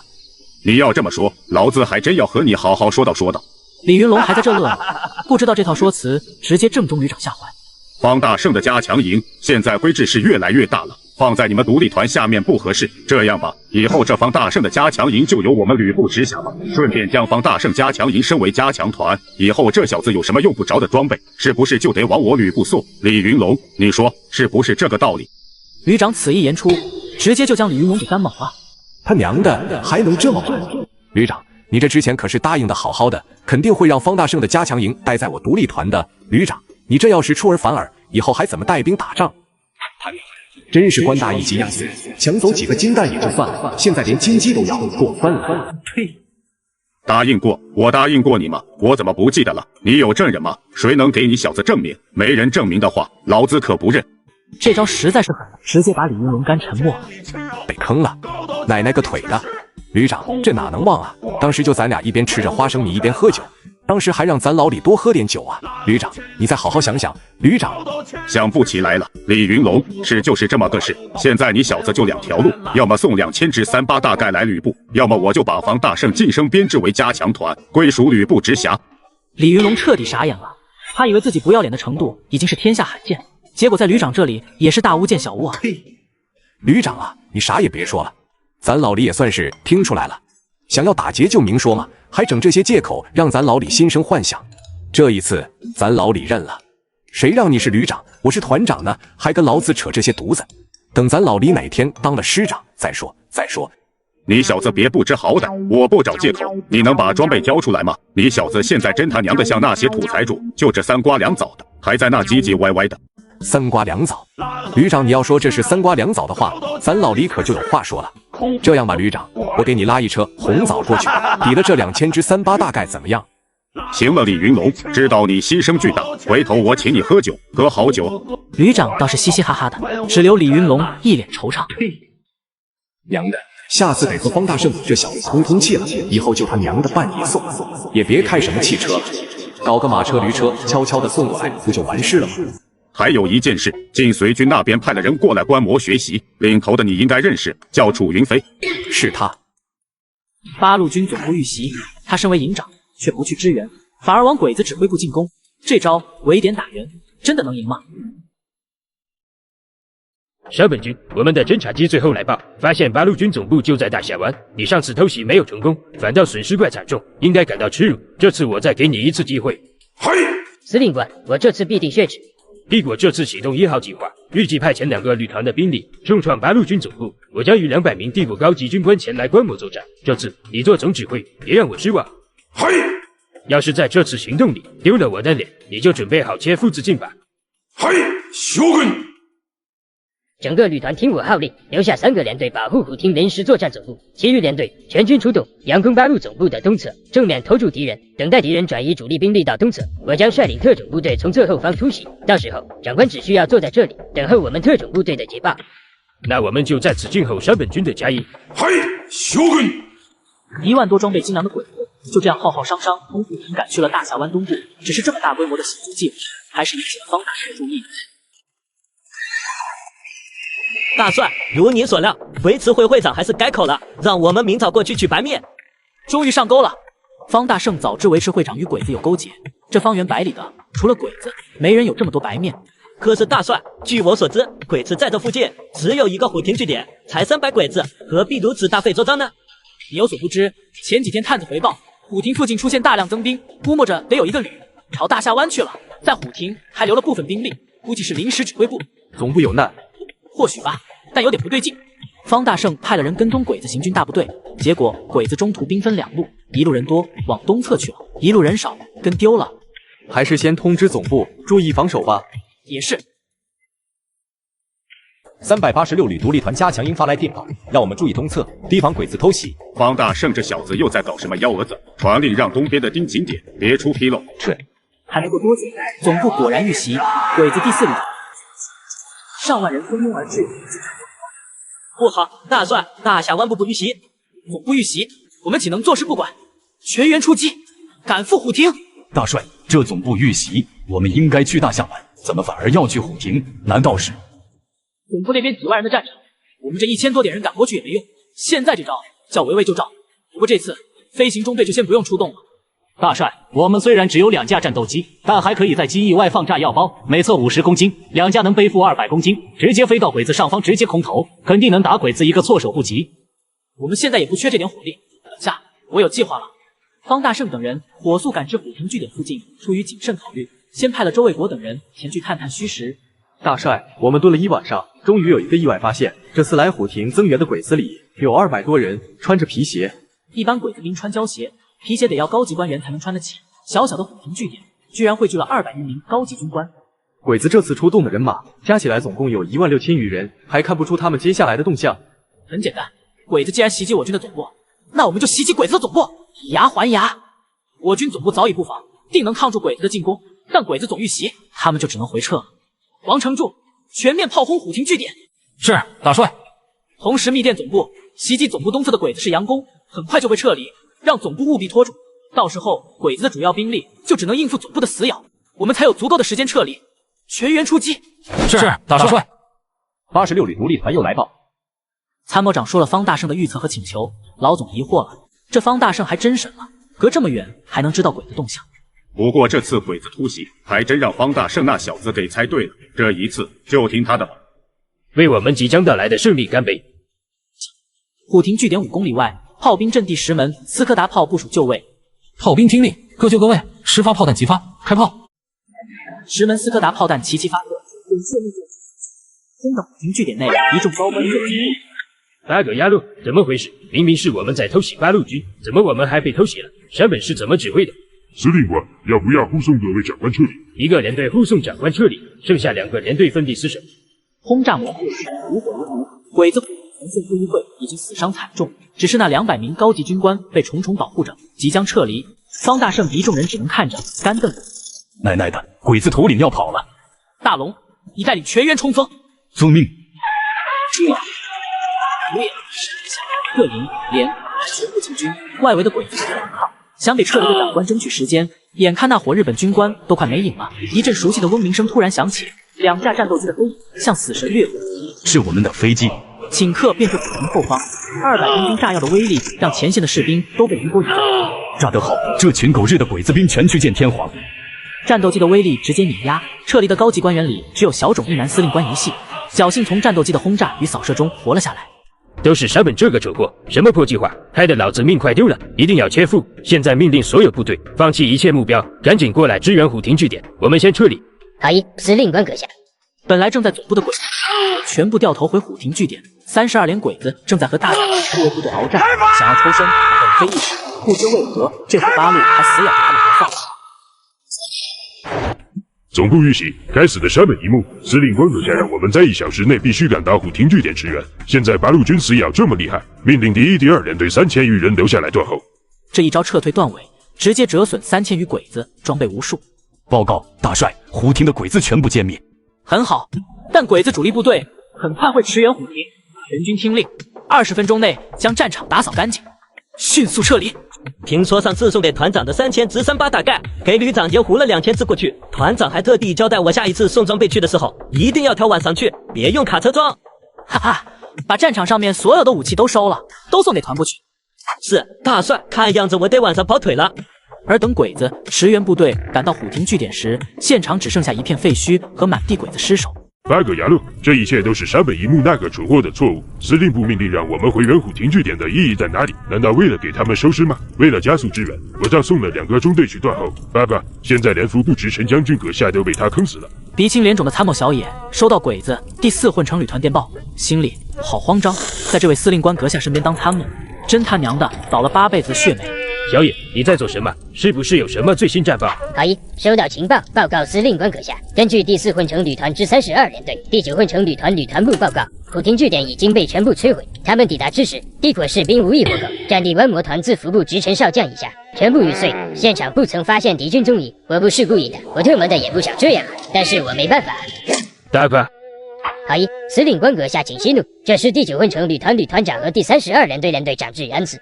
我日你祖宗！我日妈的，怎么不敢找套路出牌？你废话太多了，出了事情只知道推卸责任。八个牙路，你还像一个帝国勇士吗？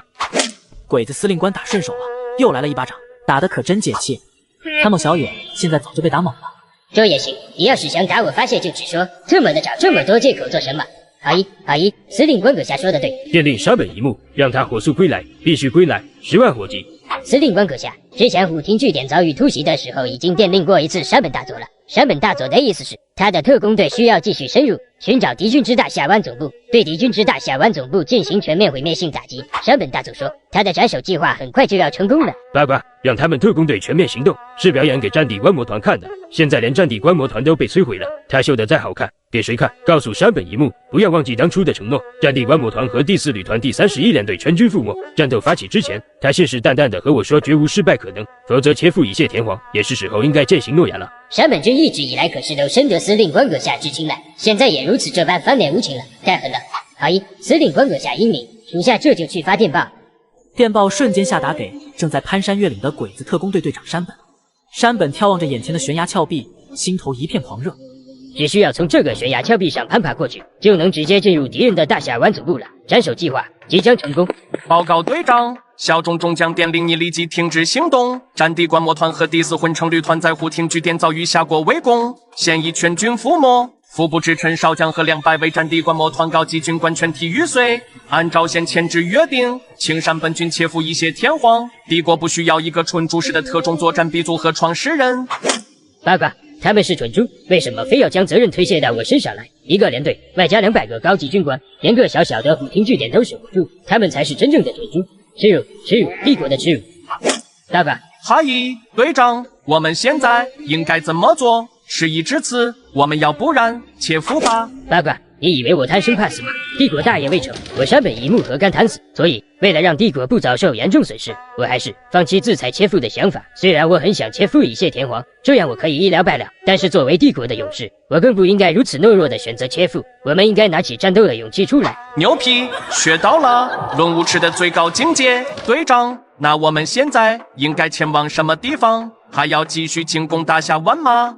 不去大峡湾了。司令官阁下说的对，观众都已经死完了，演员也该谢幕了。去虎亭据点，我敢断定，这闪电战必定是那支神秘部队的手笔。如若能够顺势端掉这个神秘部队的指挥部的话，就完美了。到时候就算是司令官阁下非但不会怒斥我们，反倒是会嘉奖我们。姚袭潜伏突进到虎亭据点。此时，曾念乔与张启正驾着飞机，却被正在潜伏的山本一幕发现。这不是我们帝国的战斗机，这是那支神秘部队的。我们已经找到了，这飞机就是最好的佐证。勇士们，我们已经接近胜利了。只要我们能够一举捣毁这支神秘部队的指挥部，我们就是帝国最耀眼的功勋者。司令官阁下将会亲自为你们佩戴上樱花勋章。勇士们，继续行进。突然间，砰砰砰，轰锋枪响，一个特种鬼子忍不住开了枪。八个牙路，谁允许你开枪的？该死！队长，我想打飞机。八个牙路，我们被发现了。此刻听到枪声的张启直接开启野马战斗机的武器系统。是小日子，他们是鬼子。二哥，联合攻击！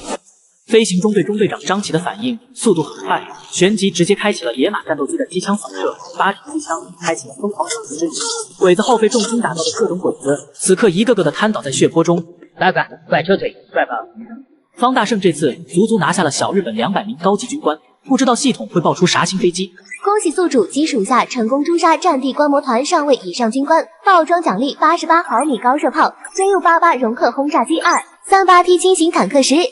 太多了，这一波奖励不得不说很丰厚，又是88毫米口径高射炮10门，又是轰炸机的。有了高射炮，就可以暂时性的在飞云寨周边架设起航空力量，再加 JU88容克轰炸机，飞行中队越来越像样了。还有足足10辆38T 轻型坦克。杀光小鬼子，指日可待。说好的晚上送3000支38大盖，但是李云龙却一点也高兴不起来。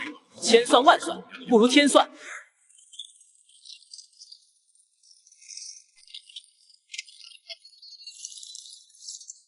团长，大奎来了，好多车，好多装备。团长，这一次咱又发财了。李云龙吓了个哆嗦，随即直接给了胡子一个脑瓜崩。你他娘的傻呀！叫嚣什么叫嚣？他娘的！发财了就得藏着掖着，炫耀个屁呀！回头又将旅长那个狗娘养的招惹来了。李云龙，你说谁是狗娘养的？一声怒吼声传来，李云龙背着的时候顿时一颤，只见旅长站在距离自己不足10米的位置。这，你小子怎么回事？旅长大驾光临，也不知道禀告一下。旅长，我说这大早上的怎么有喜鹊在枝头乱叫呢？当时我还和胡子说呢，今天准有喜事降临，赶紧给旅长泡茶。李云龙，你少他娘的在劳资面前嬉皮笑脸，你小子属狗脸的，刚才不还在骂劳资是狗娘养的吗？继续啊，怎么不吱声了？劳资站在你面前让你骂，让你小子骂个痛快。旅长，您可别多想，咱老李怎么会骂你呢？你李云龙这张嘴死的都能被你小子说出活的来，我看你小子现在是真的有些飘了。哪能啊，旅长，好说歹说，也要将这件事糊弄过去啊。团长，俺们营长的，我给你送点装备来。狼剑特战一队队长王大奎随即凑了进来，李云龙的脸瞬间黑了。他娘的，找抽呢？没看到旅长在这吗？这武器要是让旅长过了眼，还能有好？没看到劳资在招待旅长吗？天大地大，旅长最大，滚一边去！他很想说，团长你别装了，旅长就是搭着咱的驴车过来的。你这还遮眼呢，不是白瞎吗？李云龙，你小子挺有心眼啊，让他们送装备都用驴车用马车了，还选择晚上送，这么害怕被我知道，怎么不希望劳资恭喜你发财？哪能啊，旅长，您怎么可能看得上我这3瓜2枣的？今天我要宴请旅长，让旅长喝个痛快。他娘的，今天就算是豁出去了，多用点地瓜烧，让旅长喝个痛快。等喝醉了，就不记得武器装备的事了。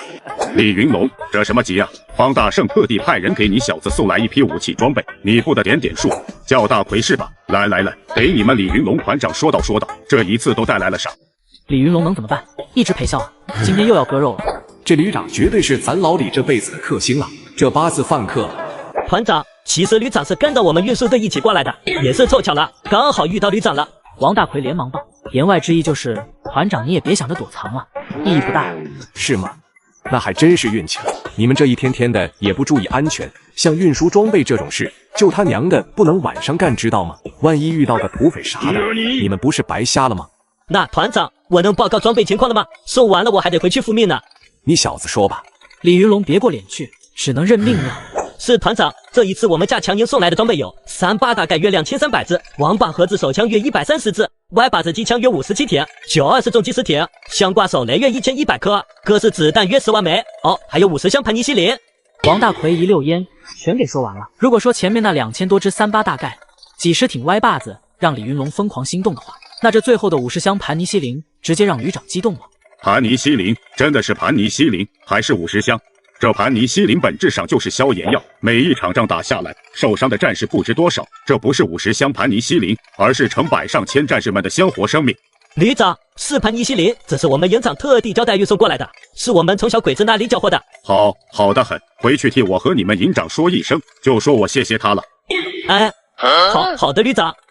旅长，这是方大圣那小子孝敬咱老李的，就算是说谢，也应该是咱老李去谢啊。什么你的我的，咱们不是一伙的，你谢我谢不都是谢吗？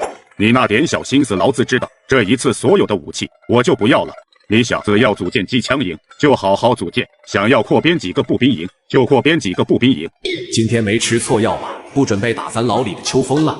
旅长啊，我一直和战士们说，旅长对我们独立团那绝对是当亲儿子养的。小子别高兴的那么早，武器弹药什么的我可以不要，但是那50箱盘尼西林要带走40箱。你应该知道兄弟部队的情况，各处都缺医少药的，留下10箱盘尼西林给你们独立团，差不多了。他娘的，没想到只是换了个主攻方向吧？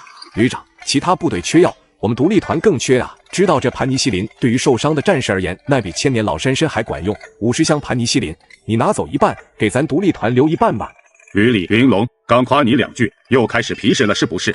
你要这么搞，我可就得将方大圣那小子的加强营晋升为旅部直辖的加强团了。40箱盘尼西林你拿走，咱老李也是命苦。对了，这一次我过来主要还是想和你说说虎亭据点一个满编连队鬼子合战的观摩团的200鬼子高级军官是怎么死的。可是足足一个鬼子连队的兵力，鬼子又不是蚂蚁，一脚就能踩死几十个。方大圣这小子不会已经扩编了1个师了吧？那我独立团岂不是已经拥有1个师兵力了？提前完成在老总面前立的军令状，躺赢。大奎，你别他娘的给老子扯淡！你们加强营2000多人，干掉了鬼子一个满编连队，外加200个鬼子高级军官，这他娘的可是足足4000个鬼子。这个就是开始用石门105毫米口径的重炮轰击一遍，将鬼子的虎亭据点轰成一堆碎渣，差不多一半的鬼子兵还没反应过来就被炸死了。然后我们营长带着我们展开全面进攻，最后就赢了，就这么简单啊！重炮105毫米口径，海石门，方大圣这小子是发横财了。旅长，你在咱老李这里搜刮点就差不多了，别打方大圣那小子的主意啊！当初让这小子化整为零出去发展的时候，咱老李就说过了，不会支援他一枪一弹。李云龙当即开口维护道：“旅长啥德行？他太清楚了，不能让方大圣吃亏啊！”云龙，你他娘的当劳资是什么人了？真以为劳资是那种周扒皮呢？劳资就算是穷死，也绝对不会向方大圣小子要1颗子弹，要1杆枪，这就是我的承诺。继续扯了一会儿，旅长就离开了。大奎，你小子别糊弄劳资，你给劳资老实交代，这种歪把子机枪和920式重机枪怎么都被送过来了？是不是方大圣那小子缩减了自己部队的武器供应，特地给咱老李留下来的？李云龙一边说着话，心里面此刻不由得多了一丝感动。这个团长您真的想多了，咱们部队现在用的都是性能更好一些的捷克式轻机枪，至于重机枪的话，咱们也用马克沁重机枪啊，这种920重机枪装备一些就行了。团长，武器放下了，没什么事的话，我们先走了。王大奎挥挥手，一溜烟跑开了，跑出去几十米，又折返回来了。团长，这是95式特战装备，经过改造的，和咱们部队的军服差不多。这是一套的，这特战服能够在一定程度上防备敌人手枪子弹、炮弹弹片的冲击。这套装备包括95式自动步枪、95式刺刀、钢盔等等，子弹都备够了。这是营长特地让我带给您的，说是给您用来防身的。营长说，你每次战斗总喜欢冲锋陷阵，穿上这95式的特战装备，能在一定程度上保护好您的安全。娘的，方大圣这混小子，怎么也他娘的和旅长一样，喜欢搞这些花里胡哨的？让他给老子好好打鬼子，告诉他干掉鬼子一个连队，别他娘的骄傲自满。在夏国的土地上，还不知道有多少个连队的鬼子，等他什么时候干掉了一个满编师团的鬼子，咱老李就他娘的去给他当马仔。李云龙嘟囔着，随即忍不住在一旁笑骂道，眼角逐渐变得有些湿润起来。是团长，我记住了，我会告诉我们营长的。只要我们加强营能干掉鬼子一个满编师团，团长就要给我们营长当马仔。王大奎说完，再度一溜烟窜飞了。这小子他娘的以前多老实，跟着方大胜那小子也跟着皮实。报告团长，有一个自称是358团团长楚云飞的人求见。楚云飞是他。司令官一道命令下来，必死无宁。小鬼子山本却死而复生，复仇计划即将开启。山本历经千辛万苦，终于回来了。去的时候好好的，回来的时候就剩下一只耳。周边不少鬼子都在笑话他是一只耳，给他起了各种外号。要是放在以前八个牙路，就是因为这一次的战败，这群混蛋觉得自己必死无疑，觉得自己在司令官阁下面前失宠了，所以现如今连一个个小小的大卫都敢在自己面前耀武扬威。很多时候，他感觉自己真的像一只丧家之犬。司令官阁下命人给他暗示，如若战败，就切腹以谢天皇。但山本从未想过切腹。死为什么要死？大业未成，就这么死了，岂不是太可惜了？更何况他还不曾将那支神秘部队彻底粉碎。我要见司令官阁下。小野君，希望你通融禀告一下，我山本一木会感激你的。夏国人总喜欢说一句话，叫滴水之恩当涌泉相报。现在小野君对我山本一木的帮助就是雪中送炭，拜托了，小野君。山本一木当即敬了个礼，随即一脸深沉地看着参谋小野。山本君，你还是回去吧。现在司令官阁下还在气头上，别说是你了，就算是我这样的无关紧要的人，司令官阁下都能怒气冲天。山本君，看到我脸上的红印了吗？司令官阁下都不知道对我扇打了多少次，你要使进去的话，司令官阁下会直接砍下你的脑袋的。此次战的观摩团被覆灭，战地观摩团团长，也就是第21旅团旅团长服部直神将军也遇害了。司令官阁下遭受到了总部极其严厉的斥责。山本君，你还是回去待一段时间，等司令官阁下消了气之后再来吧。参谋小野也是好心之言，那个司令官办公室，他是真的不想再去。他现在就期盼着别有什么紧急战报让他去送了，太煎熬。情况紧急，我必须要向司令官阁下当面汇报。另外，我还需要司令官阁下的支持，才能重建我的特工队。重建特工队？你还想重建？山本君，你的心是真大，脑子是个好东西，可你也得拥有这玩意儿才行啊。司令官阁下都想让你切腹以谢天皇了，你这还在想着从头再来？山本君，你还是放弃这些不切实际的想法吧。你现在应该想的是怎么保住自己的小命。小野君，这些你就不用管了，请你帮我禀告一下司令官阁下。不去，我不会做这种毫无意义的事情的。司令官阁下也不会想见你的。正当此时，山本一木直接将枪口顶在了参谋小野的脑袋上。现在可以去通禀了吗？你妈的，还能这么玩？报告司令官阁下，特工队队长山本一木求见。报告。桌子上的砚台顺势飞了过来。参谋小野在鬼子司令官说出八嘎的刹那间就在躲避了，熟练的让人心疼。然后这砚台就成功砸到了山本一木的脑袋上，额头瞬间破开，鲜血顺势流淌。司令官阁下，我山本一木愧对于你，请司令官阁下得法。此刻必须要表现得极端卑微，才有可能重新获得司令官阁下的怜悯。是的，是怜悯。他山本注定是要在帝国军界成为传奇的人物，但是为了大局，却也只能低着头展现自己的卑微。等功成名就之时，他会感谢今日的自己。山本一木，你这个狂妄的卑劣者，以为背了高尚的武士道精神，请你为你保持最后的尊严，请你去切腹好吗？如果你胆小如鼠，不敢自己动手的话，本司令官倒是很乐意帮你这个忙。鬼子司令官直接抽出一把江刀，做事直接朝着山本一木的脑袋上劈砍过去。参谋小野连忙逃窜。成本失火，绝不可扬及之余啊！太难了，现在就感觉天旋地转，这水顶得住啊！山本一木此刻没有丝毫躲避，反倒是直面鬼子司令官的凌冽目光。司令官阁下，我已经探查清楚那支神秘部队的踪影。司令官阁下难道就不想将这支神秘部队彻底抹杀吗？司令官阁下难道就想背负着这些耻辱一直活下去吗？这些话在小种一男的脑海中彻底炸开，目光忍不住跟着疯狂闪烁。一时间，所有的思绪似乎都在剧烈发散中。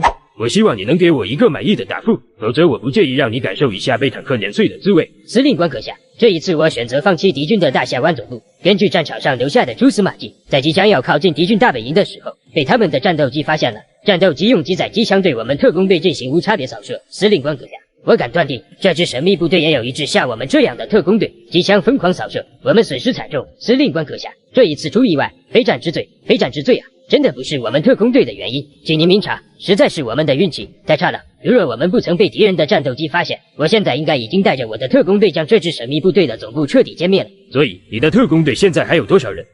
山本一木此刻一脸羞愧。报告司令官阁下，加上我自己，还有9个人。但是请司令官阁下放心，只要司令官阁下给我全军挑选队员的权利，我必定能够在1个月之内将特工队再度组建起来，为我们全副武装再度配备特战装备。你的脸呢？被狗吃了吗？八卦，阿姨，你知不知道上次你从全军挑选的那些特战士兵，基本上都是我第1军的精锐基层军官。为了支持你，我第1军基层战斗力都下降了几多。现在你还要再来一轮。至于你所说的那些特战装备，为了装备你们不到100人的特工队，需要消耗组建半个步兵连队的资源，8个牙路。来回换算一下，本司令官在你们特工队身上投入的武器装备足够武装1个步兵连队了。耗费如此重大之代价，你就为我带来这样的战果，山本君，你对得起天皇陛下，对得起那些亡魂吗？鬼子司令官疯狂训斥，语气愈发的变得激烈起来。山本一幕此刻整个人也逐渐放松了不少，稳了，小命保住了，他还有机会乘风破浪，一雪前耻。最终还是得到了司令官阁下的怜悯。命令飞行大队调派1个战斗机中队前去探查周边情况，务必锁定这支神秘军队所在。神秘军队一日不出，帝国军队一日难安。报告司令官阁下，飞行大队那边传来消息，他们的战斗机此刻正在配合作战，但是无法抽调1个飞行中队的战斗机，眼下只能调派半个战斗机中队和半个侦察机中队。半个战斗机中队，6架战斗机，半个侦察机中队，也是6架侦察机，倒也差不多，让飞行大队那边尽管侦察。自从上次爆装以来，方大胜来了一场浩浩上上的大批军队以及各种军事的训练，无数青壮蜂拥而至。真要是打小鬼子战死，那也是无限光荣。现在我来通报一下全军现有的具体编制：步兵1营辖3个步兵连，1个机枪排，1个炮兵排，编制人员473人。营长独眼龙，步兵2营辖3个步兵连，1个机枪排，1个炮兵排，编制人员473人。营长武安国，炮兵加强营装备10门高射炮连，2个3门重炮连，3个轻炮连，编制806人。营长王承柱，坦克加强连辖2个坦克标准连，装备13辆38T 轻型坦克，编制为244人。连长谢大海，狼剑特战队。装备95式特种部全套队服，编制为105人。总队长周卫国，我们的作战部队数量已经达到了4100人，如果加上后勤处的人员，已经超过5000人了。希望诸位能够戮力同心，再创辉煌，尽可能多地去诛杀鬼子，以灭杀鬼子为己任。杀鬼子，杀鬼子，跟着大帅杀鬼子！方大胜现在麾下光是作战部队就达到了4100人，某种程度上已经达到了一个旅的规模。麻雀不小，五脏也俱全。正当军事会议全面开启的时候，外面突然传来一阵阵的防空警报声。不好，鬼子的飞机要来了！他是8路军的营长，只因2架战机对战鬼子的12架战机，他是直言优势在。报告司令，我要回去部署空战了。飞行中队御空制敌，高射炮连全面放空，全军进入1级战备状态。是，司令。鬼子这一次来势汹汹啊！这6架侦察机和6架战斗机凑一起都是一个飞行中队的规模了。是时候让那10门88毫米高射炮派上用场了。这种高射炮正常情况下1分钟可以射出15发炮弹，若是能够引诱鬼子的战斗机过来，就有机会一击必杀。去，告诉张姐，主要目的是将鬼子的飞机吸引到高射炮集群区域，然后让高射炮连不要联系炮弹，给老子狠狠地打鬼子的飞机。此战能否成功，就看他们高射炮连的了。2架 P511D 野马战机已经升空。报告司令，这鬼子的中岛乙式损战斗机的战斗性能非同一般，鬼子有足12架飞机，我们只有2架，数量差的太多了。1对6确实很难打。张启和曾念桥驾驶的那2架野马战机，显得有些顾头不顾尾了。队长，司令命令，不要恋战，利用我们的速度优势急速冲过，将鬼子战斗机和侦察机都吸引过去，让我们的高射炮连先对鬼子的战斗机和侦察机进行一波起火攻击。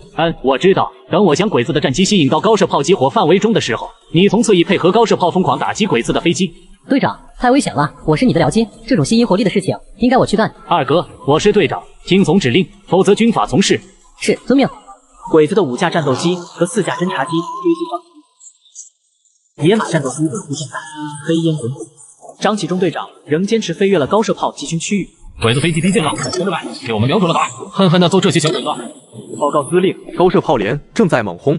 很好，小鬼子的飞机既然来了，就不要走。曼妙的高射炮声停下，鬼子的战斗机和侦察机飞过高射炮炮兵区域，空中一架架鬼子飞机如同流星般疯狂滑落。1架、2架、3、4架、7架高射炮连干掉了7架鬼子飞机，其中4架鬼子战斗机、3架鬼子侦察机，超过半数的鬼子飞机被高射炮连干掉了。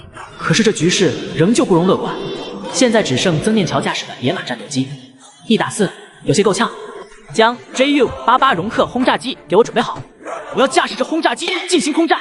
司令，这绝对不行，这开飞机可不是简单的事情，这需要极多的飞行训练，您不能冒险。我上飞机，我去和鬼子飞机拼了。司令，我独眼龙烂命一条，我直接驾驶飞机和鬼子对撞。你上飞机？你知道飞机有什么操作程序吗？如果我们失去了制空权，让这些鬼子飞机成功从我们黑云寨的领空窜飞出去，那么我们这里的一切都将会暴露在鬼子的视野之下。这是我的命令，你们必须执行。方大圣坐上轰炸机，稍稍摸索了一下，一切都感到这般熟悉。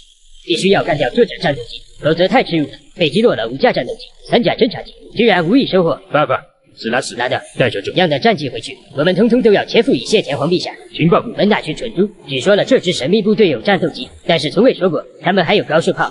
此刻鬼子驾驶着唯一1架战斗机，带领着另外3架，集中火力方程射击。必须要有所斩获士官飞行大队的能力。司令、队长，希望真有来生，来生我曾念桥，还当你们的兵。曾念桥此刻已经下定决心，准备与鬼子战机同归于尽。突然，一个体型巨大的庞然大物出现在曾念桥的视角范围内。这不是我们的救父88容克轰炸机吗？鬼子一时间还没反应过来。方大圣与曾念桥各自在第1架开始疯狂的火力输出，鬼子飞机就再也不敢停下。救我！救我！中队长！我的油箱爆了，没有油了！八个牙路，连轰炸机都参与空战，这支神秘部队到底还有多少底牌？我们12架飞机一起到来，现在只剩下2架了。宫本君，我们2个必须要回去一个汇报，你留下来拦截他们。你的侦察机在速度上没我战斗机快，所以你逃亡的可能性太小了。为了帝国大业，你必须要具有奉献主义精神。这是什么操作？那你为什么不奉献？聂天中队长，你的战斗机战力很强，如果留下来阻击敌人的话，能够最大程度上拖住敌人，你更容易去和敌人的战斗机同归于尽。聂天中队长，拜托了，帝国的未来靠你了。八个牙路，宫本大早，你在违抗命令，我命令你返航阻击敌军战斗机。方大圣驾驶着轰炸机，曾念桥驾驶着野马机，此刻在后面进行疯狂爆射。小鬼子还想逃？拿什么逃？鬼子最后1架侦察机彻底在空中坠落。八个牙路，逃不了了！呼叫总部，呼叫总部！飞行中队长内田喜久报告，帝国派出的5架战斗机和6架侦察机现已陨落。特此通报，敌人不仅仅拥有性能极其优越之战斗机，还拥有火力强悍的轰炸机，还拥有强大的高射炮。我命不久矣，我将与敌人同归于尽，为天皇陛下尽忠。方大圣和曾念桥对着鬼子1架战机双用夹击，鬼子战机瞬间解体。至此，12架鬼子飞机全军覆没。耶，我们打赢了！方大圣走来看望受伤的张启，怎么样，张启，身体还撑得住吗？我没事啊，司令，对不起，001号野马战斗机遭受重创，也不知道还能不能修好，是我不好，造成了这样的损失。张启，你这说的什么话？在我心中，100架野马战斗机也比不上你。就算是这1架野马战斗机真的报废了，又有多大事？我们会拥有10架，乃至于100架野马战斗机、飞行大队、飞行团、飞行旅。丁，恭喜宿主成功击杀12名鬼子飞行员，奖励获得野马战斗机3、高射炮10。他是8路军的营长，却要偷袭日军少将的粮食，不惜面对3000鬼子围攻。周卫国一声令下，随即带着狼剑特战队来到城门口，城门口也遭遇了容克轰炸机的轰炸，早已经是一堆碎石了。团长，太军那边已经打起来了，我们应该赶紧上去驰援啊！驰援晚了，太军又该说死啦死啦的了。滚他娘的！妈的龟儿子的小鬼子，老子怕这些小鬼子！我怎么感觉好像是有飞机在空投炸弹炸小鬼子呢？妈的，要真是中央军的嫡系王牌军队来了，这太阳城里面的一个大队的小鬼子恐怕要不了就要被报销了。团长，我刚才出去溜达了一圈，看到那群太军，呸，什么他妈的太军，是那群鬼子全都被炸死了，鬼子旅团部都成了一地废墟了。团长，咱们赶紧跑吧。不过话说起来，鬼子的旅团部和大队驻地都遭受到炸弹轰击，我们19团怎么什么事都没有？难道我们19团的驻地是什么福星高照之地？蠢货，能不能稍微动点脑子？他们连鬼子旅团部说炸就炸，还能炸不到你？是他们压根就没将我们19团放在眼里，觉得空投炸弹到我们19团不值当。团长，出来混，最忌讳被人看不起呀，这个不能忍啊！敢看不起我们？找到了，找到了，找到鬼子仓库了。司令，我们发财了。遇到事情要淡定，多大点事，将你搞得这么激动。司令，我也不想这么激动的。司令您就看看就知道了，太多了，发财发大财了。来到一个巨大粮仓，此刻方大圣麾下的士兵正在不停歇地进行着各种搬运，装载到卡车、驴车、马车等等各种车子上。司令，武处长说那边的粮仓差不多有100吨白面、麦子等等粮食，若是全部搬运回去了，足够我们吃上3个月了。这里还有一个鬼子超大的武器弹药库房，您保准喜欢。能让你激动成这副怂样子，何至于此？殊不核查，这个武器库中一共有约3500支3-8大概步枪，4门41式75毫米3炮，4门37毫米速射炮，10门70毫米920步兵炮。除此之外，还有2辆中型坦克和2辆超轻型坦克，各种炮弹子弹无数。司令，有这些装备，我们甚至能够原地组建4000人的部队。这个倒是不错。司令，我们干到大鱼了。司令大人呐，我真的不是故意要当汉奸的。司令大人，我这也是身不由己啊，我是身在曹营心在汉啊。司令大人，我一直想找个好机会将这群鬼子一锅端了，以此来表彰忠心，表彰对抗战大局的支持。周营长，这不会就是你说的所谓大鱼吧？司令，这肯定不是，这伪军的团长算个屁，除非搞个伪军师长，否则我都不好意思往司令您面前送。这个伪军团长说，这蔡阳城中有2个鬼子将军。鬼子将军？还2个？怎么可能？你在诈骗我们？我怎么敢骗您呢？是真的，也就昨天下午，当时我特地关注了一下他们肩膀上的将星，确实是将星呐。司令，我保证我说的句句属实。司令，我是在区县救国啊。周卫国，你们步兵3营负责搜索整个蔡阳城，如果真的存在这2个鬼子将军的话，看到之后就地格杀，我不需要俘虏。遵命司令，我这就去。8个牙路，这到底是哪里的轰炸机？该死！若不是我们在第一颗炸弹落下来的时候就及时的躲藏到这暗道之中，我们可能早就被炸死了。帝国情报系统都是一群蠢猪，帝国空军也都是废物。在下国之中，我们居然被轰炸机轰炸了。大哥，突然一阵阵黑烟疯狂传播进来，这几个躲在暗道中的鬼子，此刻一双眼睛早已变得血红。大哥，我受不了了！夏国人用这种下流的手段，我快被熏死，还不如出去和那群该死的夏国人拼了！帝国的勇士不允许退败！杀鸡毙劣！鬼子华北方面副参谋长木村那家吼叫一声，随即咬着牙开始往前行走，10几支冲锋枪瞬间集火。这个鬼子华北方面副参谋长木村那家的头瞬间爆了。不要打枪，我投降。我是第6混成旅团旅团长坂本安谈，军衔少将。我放下所有的武器，愿意成为战俘。就你废话多。他是八路军的营长，却要偷袭日军少将的粮食，不惜面对3000鬼子围攻。快搜寻坂本安谈将军和木村那家将军的踪迹！我。1小时后，鬼子华北方面副参谋长木村那家的无头尸首和鬼子第6混成旅团旅团长坂本安谈被爆头的尸首摆放在眼前。根据指认，这就是坂本安谈将军和木村那家将军，他们已经成功为帝国玉碎了。第6混成旅团13连队第3步兵大队以及蔡阳城的城门和城墙，这之下国军队绑控了整个蔡阳城的军火库和粮仓。队长，我们现在应该怎么做？八哥，